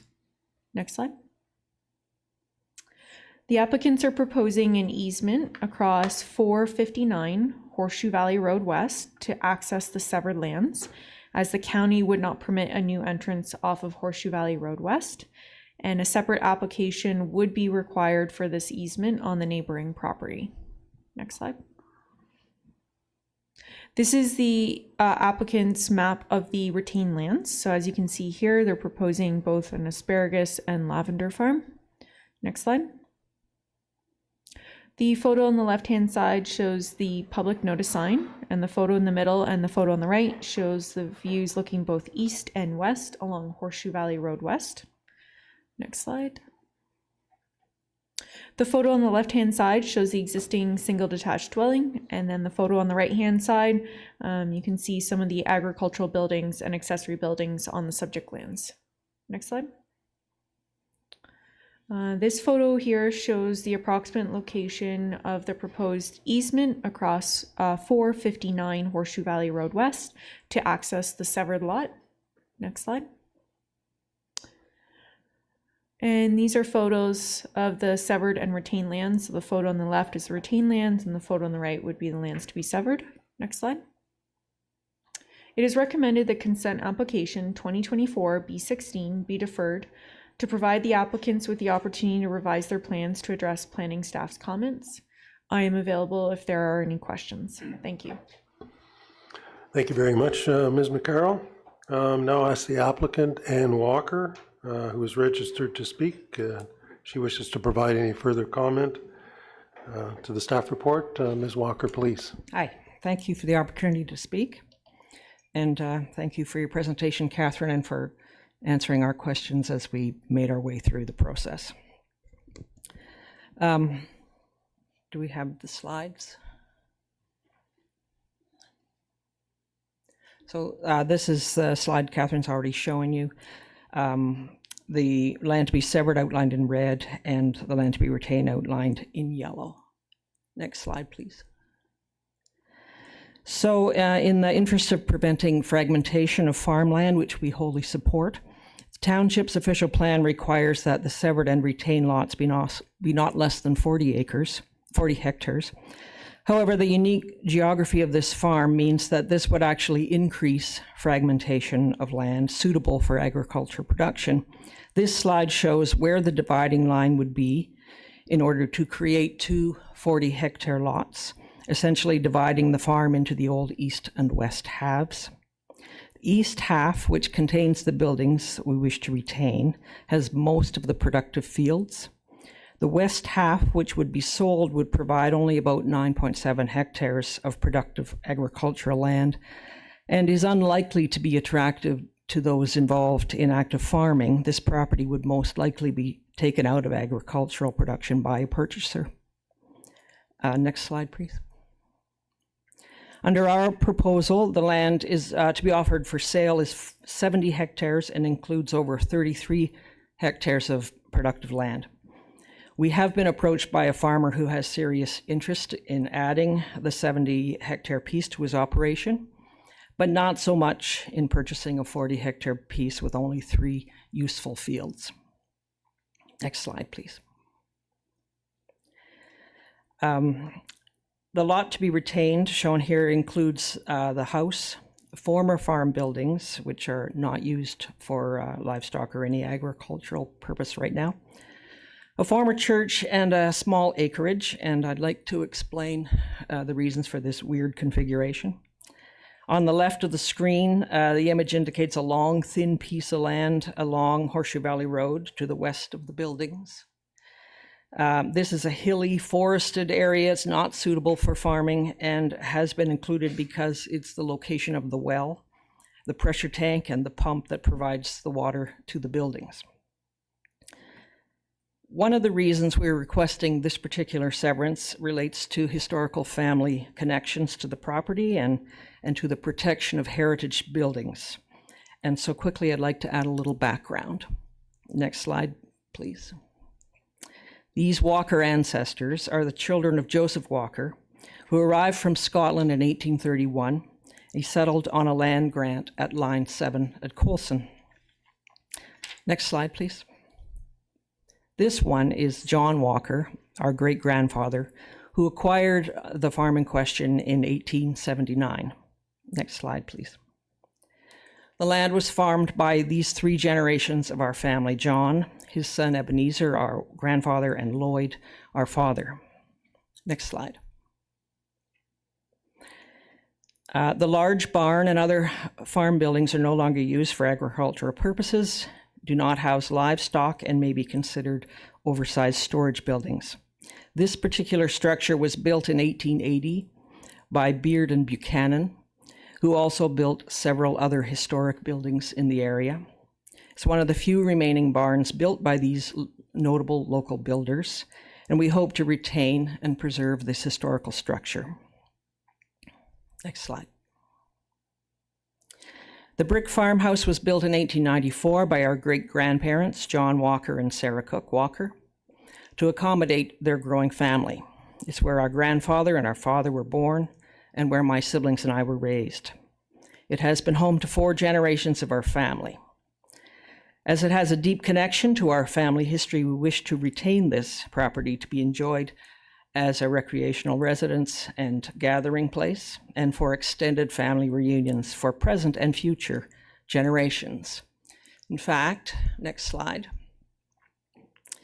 In 2019, we held our most recent reunion marking 140 years on the property and welcomed descendants of John Walker from as far away as Saskatchewan, Alberta, and British Columbia. We even made the local press. Next slide, please.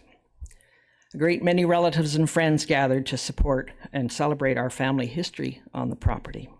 Next slide, please. Our children and their children also cherish these deep roots. And by retaining the family farmhouse, barns, and a small acreage, they and future generations will be able to preserve a historical connection to Oro-Medonte that goes back almost 200 years.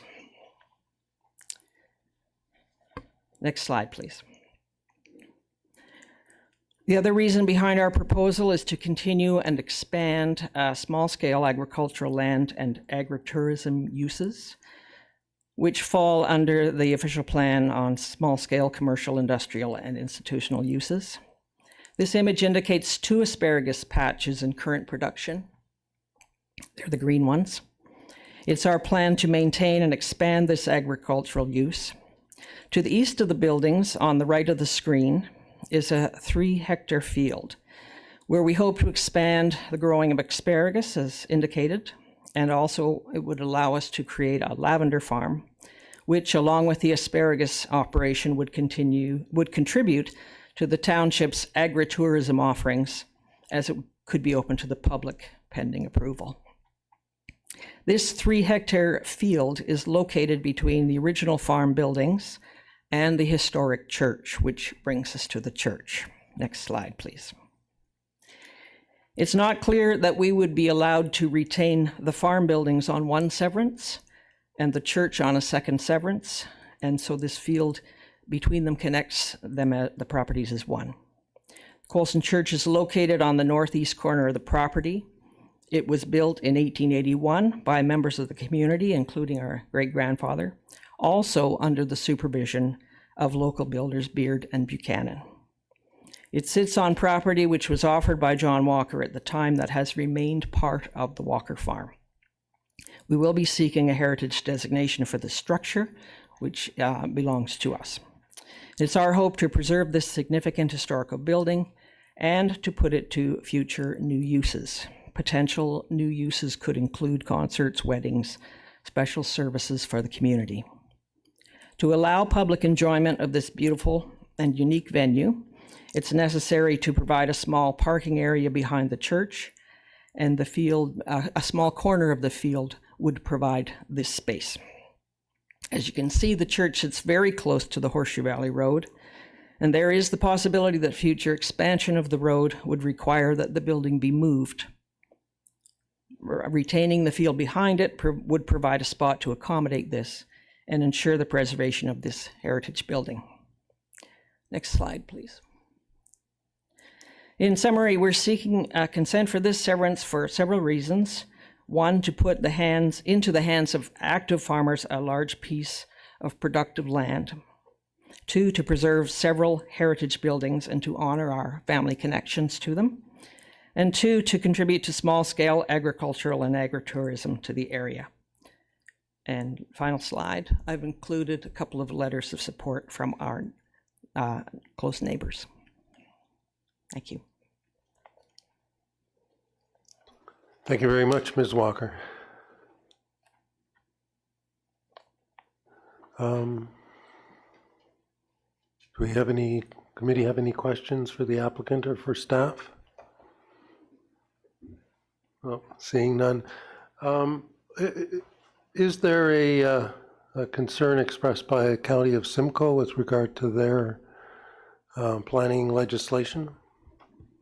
So to you, Deputy Mayor Lavoie, there were a number of discussions with the county prior to the application actually being circulated, and they are in support of the application. It's the township OP policies that are very specific in terms of a minimum of 40 hectares for both the severed and retained lots.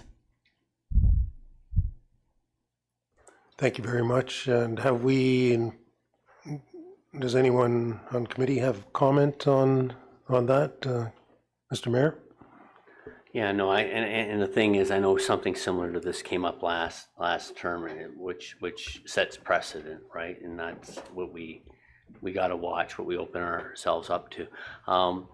Is there a path or an option that under specialty crops, or do any of these items fit that component in which they allow smaller parcels of agricultural land to be used for? So through you, Deputy Mayor Lavoie, to Mayor Greenlaw. So we took a look at all the different options in terms of lot creation in prime agricultural areas. So there are a few different options. There's agricultural uses, which based off of their proposal for a lavender and asparagus farm would fit within that definition of an agricultural use. I know the owners had mentioned agricultural related uses, but we looked at the definitions and don't feel that they fall within that type of severance. And then the other options are not applicable because it's residents surplus to a farming operation and then for infrastructure. So when you look at the 4 different options for severances, they would fall within an agricultural use and not any other type of severance. Well, thank you very much for that application. So the recommendation in this report is to defer for an opportunity to revise the plans and address planning comments. And do you still feel that's the best?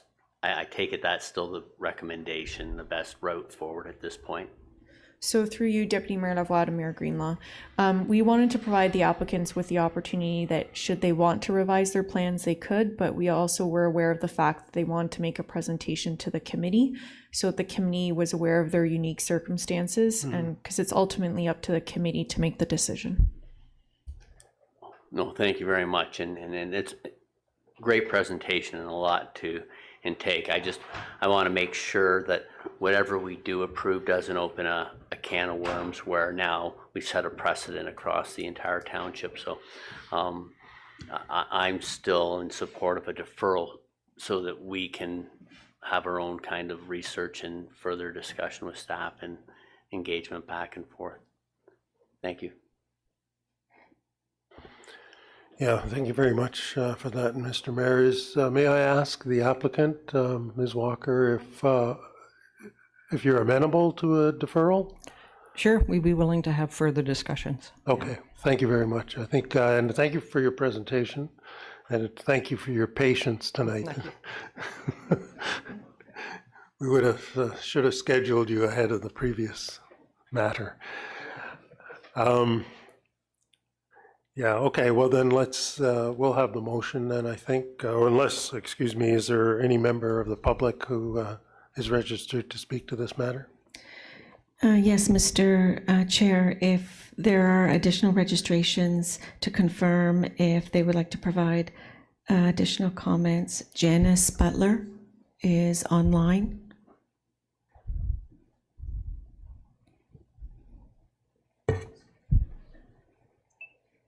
No, I don't have any comments. Thank you. Okay. Thank you very much, Ms. Butler. Neil Walker. You want to speak? I know you don't want us to take up any more time than you've already spent tonight. No, I that's just fine. want to add emphasis to Anne's comments regarding the heritage of this property and how important it is to all of us, to not only this property as our historic family farm, but also to Oro-Medonte. The four of us are all in our senior years, and while we're still alive, what we want to do is plan ahead to preserve this family heritage for future generations.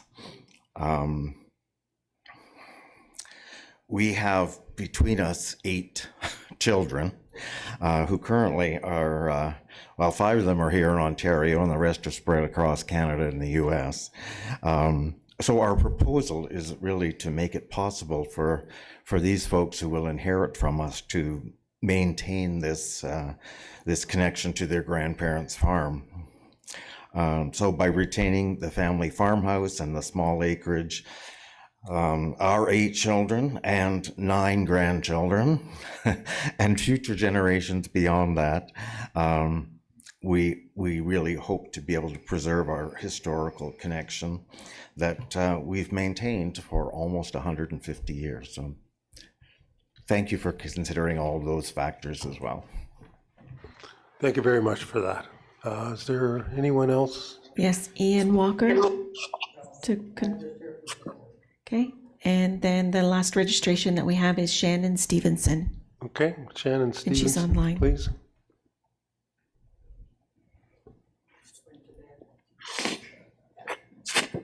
Shannon, if you can unmute.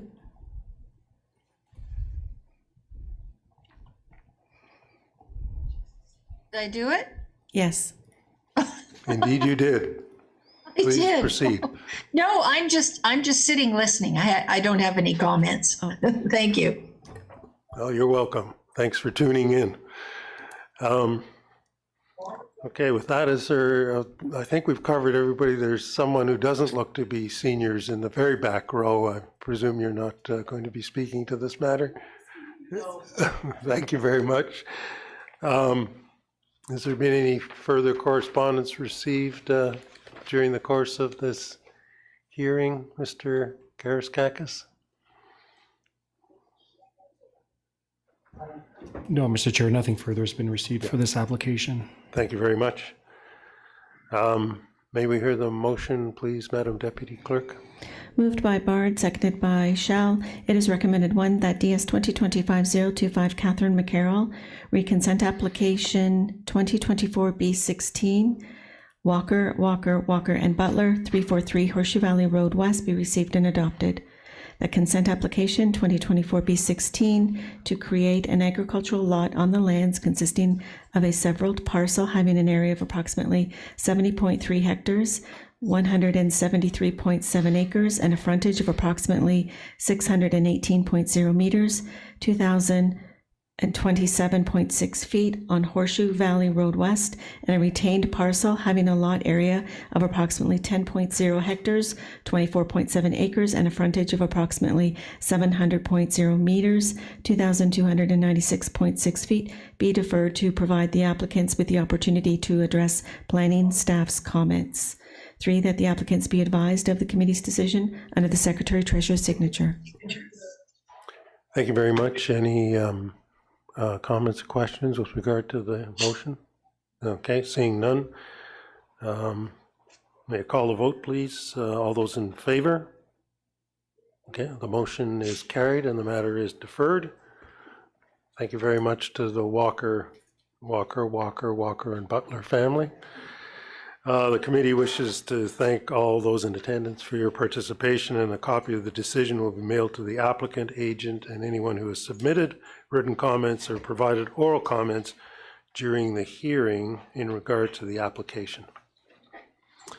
Okay, with that, we're on to the other matters on the agenda, and if someone might retrieve Councillor Hutchison.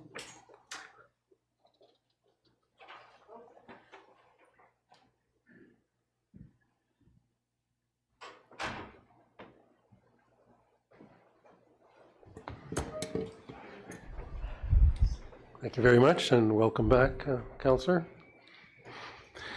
We're on to the reports of municipal officers. May we have a motion for item 7A, please, Madam Deputy Clerk? Moved by Shell, seconded by Hutchison. It is recommended, 1, that DS 2025-012 Catherine McCarroll, reconsent application 2023-B20, David Johansson, 4662 Line 6 North, be received and adopted.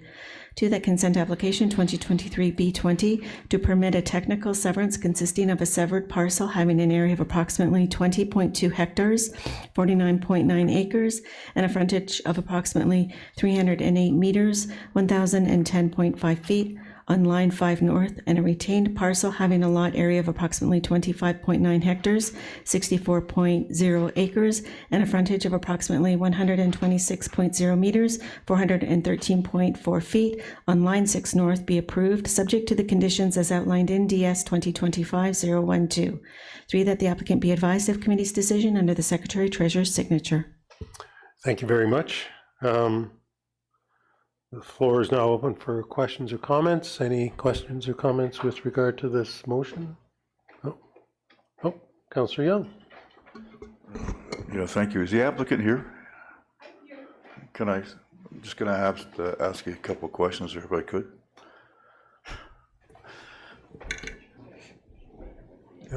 Oh, Madam Deputy Clerk, yes. If the committee could please consent to allow additional comments to be provided, please, procedurally. Yes, thank you very much. Do I have consent? Okay, we have consent. Please proceed. Thank you. I don't really have anything to add to this. I think Catherine did a great job with her report that was online there, but if you guys have any questions for me, I'm happy to answer. Yes, Councillor Young does. Yeah, I do have a couple of questions. Yeah. I believe it was this past summer talking to your father on the property there. And this is just a general question, okay? Okay. I note the property fronts on the 5th line there. Access to that back property is going to be on the 5th line as I see it there.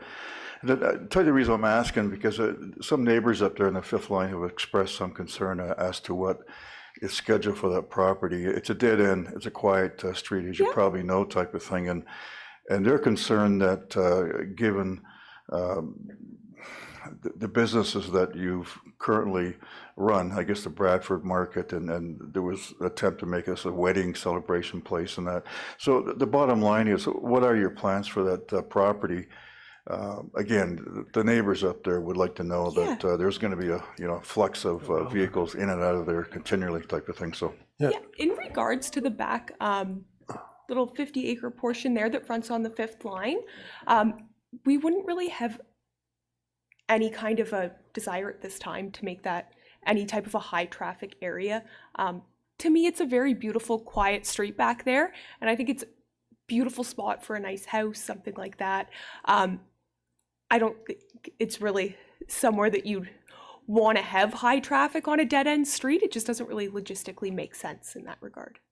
Yeah, thank you very much, and thank you for your comments. I mean, I think it's, the matter is going to be approved, so we'll just move ahead. Any further comments or questions with regard to the motion? Seeing none, may I call a vote? All those in favor? Oh, have you read the motion? Maybe we could do that first. I'm like, Yes, I did. yeah, I thought so. Mhm. It's okay. Yeah, I know. We read them first on these, yeah. Call the vote, yes. All those in favor? All right, the motion is passed. Thank you very much.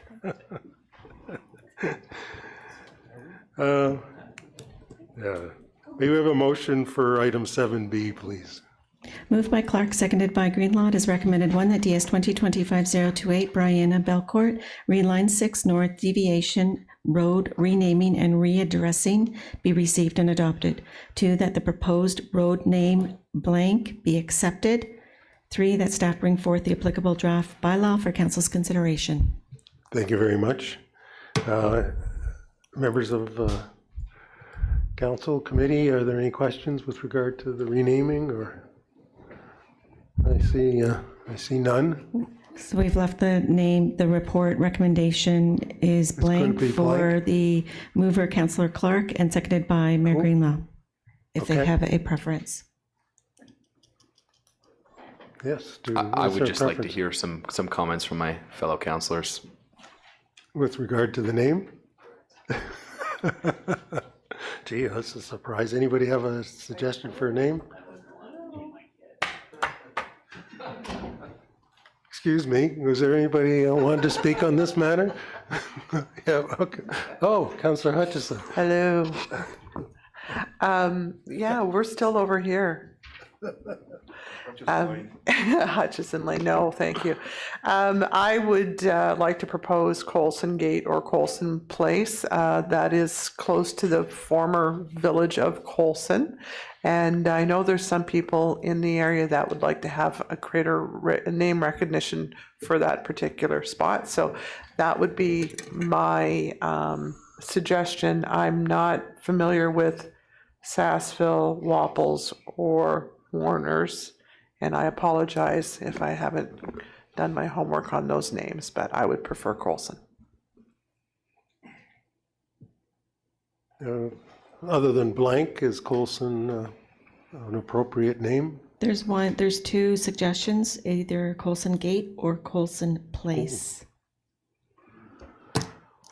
Oh, I like the sound of Colson Gate. Oh, too close to water. Councillor Young. What was the name of the mill there? There's a Warner Mill or something? I can't recall exactly. Yep. Warner Mill? The list is on page 2 of the report, which is page 130 of the agenda.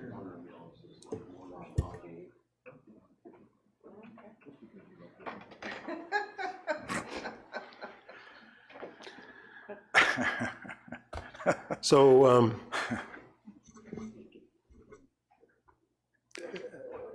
Brianna, did you wish to speak to the matter?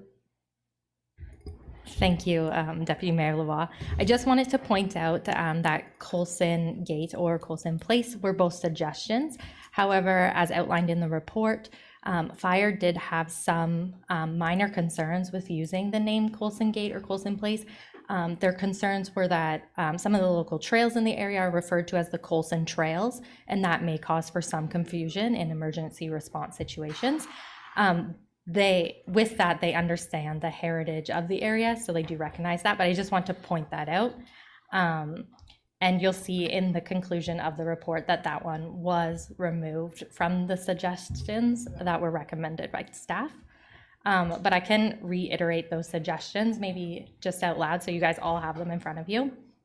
but they were Sassaville Terrace, Wapples Gate or Wapples Place, Warner's Mill Lane, and Warner's Pond Lane. Thank you very much for bringing us up to speed.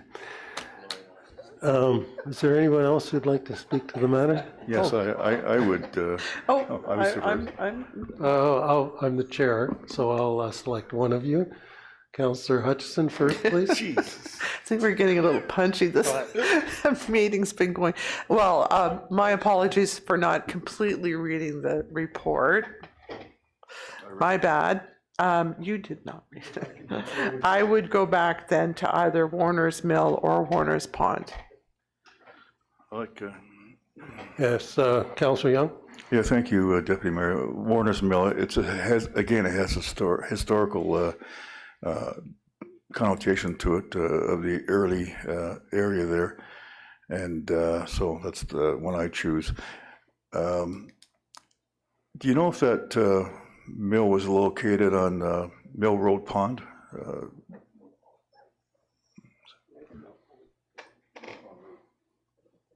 I'm just curious because there was a mill down there, and it's no longer there, but they have the.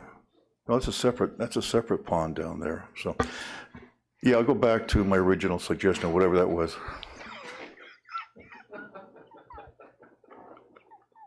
Okay. Wow. So Warner's Mill Lane, Warner's. Is that what we're? Yes. Warner's Mill Lane, or is, so what's the process for this, Madam Deputy? So we insert a name and then vote on it? Correct. Okay. And then if that one's defeated, then we move on to the next suggestion? Correct. Yeah, okay, thank you very much. Good thing. Okay, could we try that one out first, please? Would you like me to reread the motion with the name in it? Or just the number 2, that the proposed road name, Warner's Mill Lane, be accepted? That would be perfect. Thank you. Thank you very much, and may I call the vote? All in favor?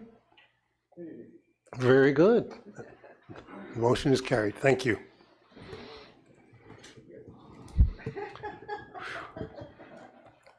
May we please have the motion for item 7C, Madam Deputy Clerk?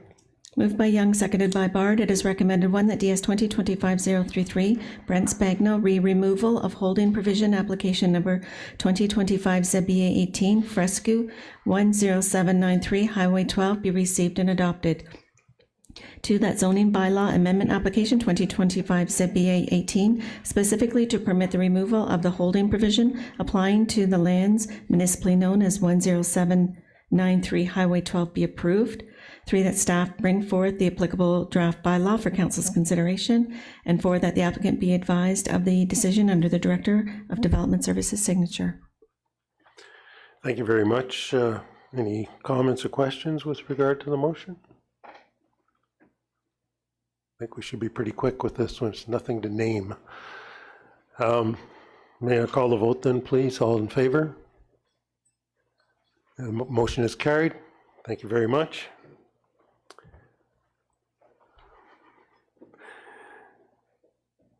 Item 7D, which is being revised to be a verbal update. Mr. Spagno, please proceed when you're ready. Thank you, Deputy Mayor Lavoie.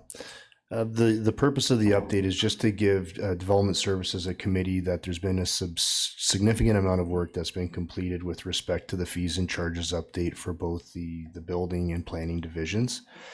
Staff have arranged for Watson and Associates to present the report that has been prepared for the project, for them to provide a presentation virtually at Council on March 12th. The purpose of that process will be to go over the methodology of the report, to go over the existing cost recovery percentages that the municipality is at, and also go over some of the recommended fees that will be contained within that report. So that report will be made live in public for the May 12th council agenda. In addition to that, the report will also go over some comparator information and things of that nature. And really the purpose of that process is to provide some face time for members of council with the consultants that have been working alongside of staff, to provide council with the ability to ask any questions that are contained within the report after the presentation.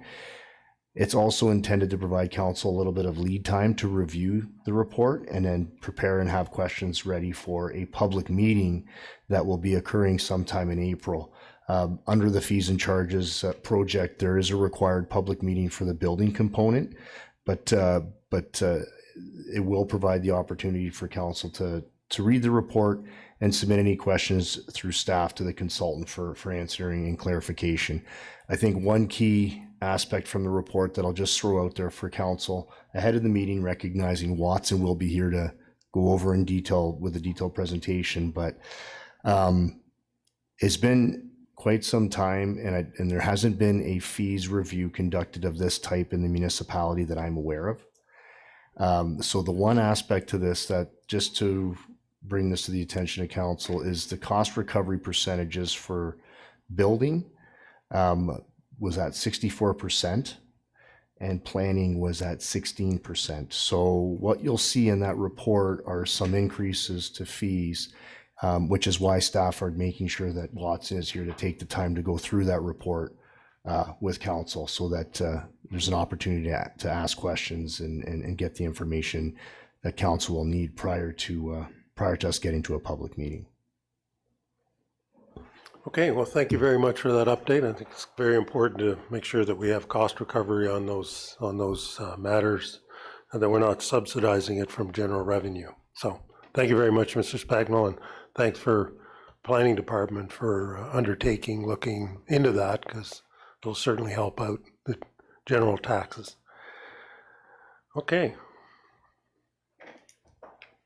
Do we need a motion or anything to receive that? Yes, thank you very much, Madam Deputy Moved by Clerk. Hutchison, seconded by Young. It is recommended that the verbal information provided by Brent Spagnol, re fees and charges, update building and planning divisions be received. Thank you very much. All in favor? The motion is carried. Okay, with that, we have reached the end of this portion of this evening's business, and I would like to note to everybody that for April 2nd is the next Development Services Committee meeting, so everybody look forward to that. It's always an exciting meeting. May we please have a motion to adjourn? Moved by Bard, seconded by Clark. It is recommended that we do now adjourn at 9:07 p.m. Thank you very much, and all those in favor? Thank you. The motion is carried, and thank you, everyone. Mayor Greenlaw, over to you for the council meeting following Development Services Committee. Thank you very much, Deputy Mayor, for navigating through a very interesting. And well, it was actually, it's good. I'm glad we had great discussion tonight, so thank you very much for that. I'd like to call this council meeting to order. May we please have a motion to adopt the agenda, Madam Clerk? Moved by Lavoie, seconded by Shell. Be it resolved that the agenda for the council meeting of Wednesday, March 5th, 2025 be received and adopted. All in favor? That is carried. Is there anyone that has a pecuniary interest to disclose at this time? Okay. Seeing none, if there is at any point during the meeting, you can acknowledge it at that time. May we have a motion for the draft minutes of the previous council meeting, Madam Clerk? Moved by Hutchison, seconded by Clark. Be it resolved that the draft minutes of the council meeting held on Wednesday, February 5th, 2025 be received and adopted as printed and circulated. All in favor? That is carried. May we have a motion to approve the recommendations of tonight's meeting, although if there is 6G, I believe we'll have to vote on separately, because I believe one councillor recused himself from that item. So can I have it? Do you want to do 6G separately and then do everything else? You pick which order you want to do that in, Madam Clerk. Is the member of council disclosing a pecuniary interest at this meeting? You may, 6G is the item that you recused. If you just want to maybe restate that. Yes, I am recusing myself from 6G due to the fact that I am a partial owner of property abutting the application. Thank you. We can do the main, all of the recommendations for development services with the exception of 6G, and then we'll do the 6G separately. Perfect, thank you. Moved by Young, seconded by Shell. Be it resolved that the recommendations of the Development Services Committee meeting held on Wednesday, March 5th be adopted with the exception of item 6G to be voted on separately. All in favor? No. Oh, yeah, thank you. Carried. Oh, you got me confused. Okay, now can we have a motion for 6G, please? Moved by Bard, seconded by Shell. It is recommended, one, that DS 2025-025, Catherine McCarroll, Senior Planner, re-consent application 2024 B16, Walker, and Butler, 343 Horseshoe Valley Road West, be received and adopted. Two, that consent application 2024 B16 to create an agricultural lot on the lands consisting of a severed parcel having an area of approximately 70.3 hectares, 173.7 acres, and a frontage of approximately 618.0 meters, 2,027.6 feet on Horseshoe Valley Road West, and a retained parcel having a lot area of approximately 10.0 hectares, 24.7 acres, and a frontage of approximately 700.0 meters, 2,296.6 feet, be deferred to provide the applicants with the opportunity to address planning staff's comments. And three, that the applicants be advised of the committee's decision under the Secretary Treasurer's signature. Thank you very much, Madam Clerk. We'll call the vote. All in favor? Opposed? There are none. That is carried. Amy, you have a motion for the draft bylaw, please. Moved by Shell, seconded by Bard. Be it resolved that bylaw number 2025-023 be read a first, second, and third time, passed, be engrossed by the Deputy Clerk, signed and sealed by the Mayor. Call the vote. All in favor? That is carried. And may we have a motion to go into closed session, please? Moved by Clark, seconded by Hutchison. Be it resolved that we do not go into closed session at 9:11 p.m. to discuss litigation affecting the municipality, solicitor-client privilege, official plan appeals, short-term rentals, STRs. Oh, just, sorry, Councillor Shell, did you want to?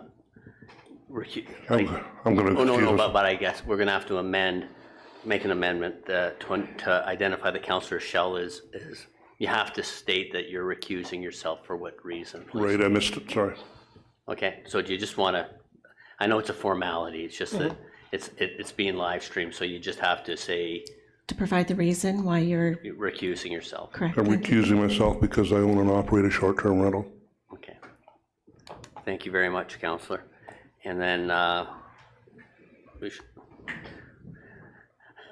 know it's not a usual place where closed session populates every week, so.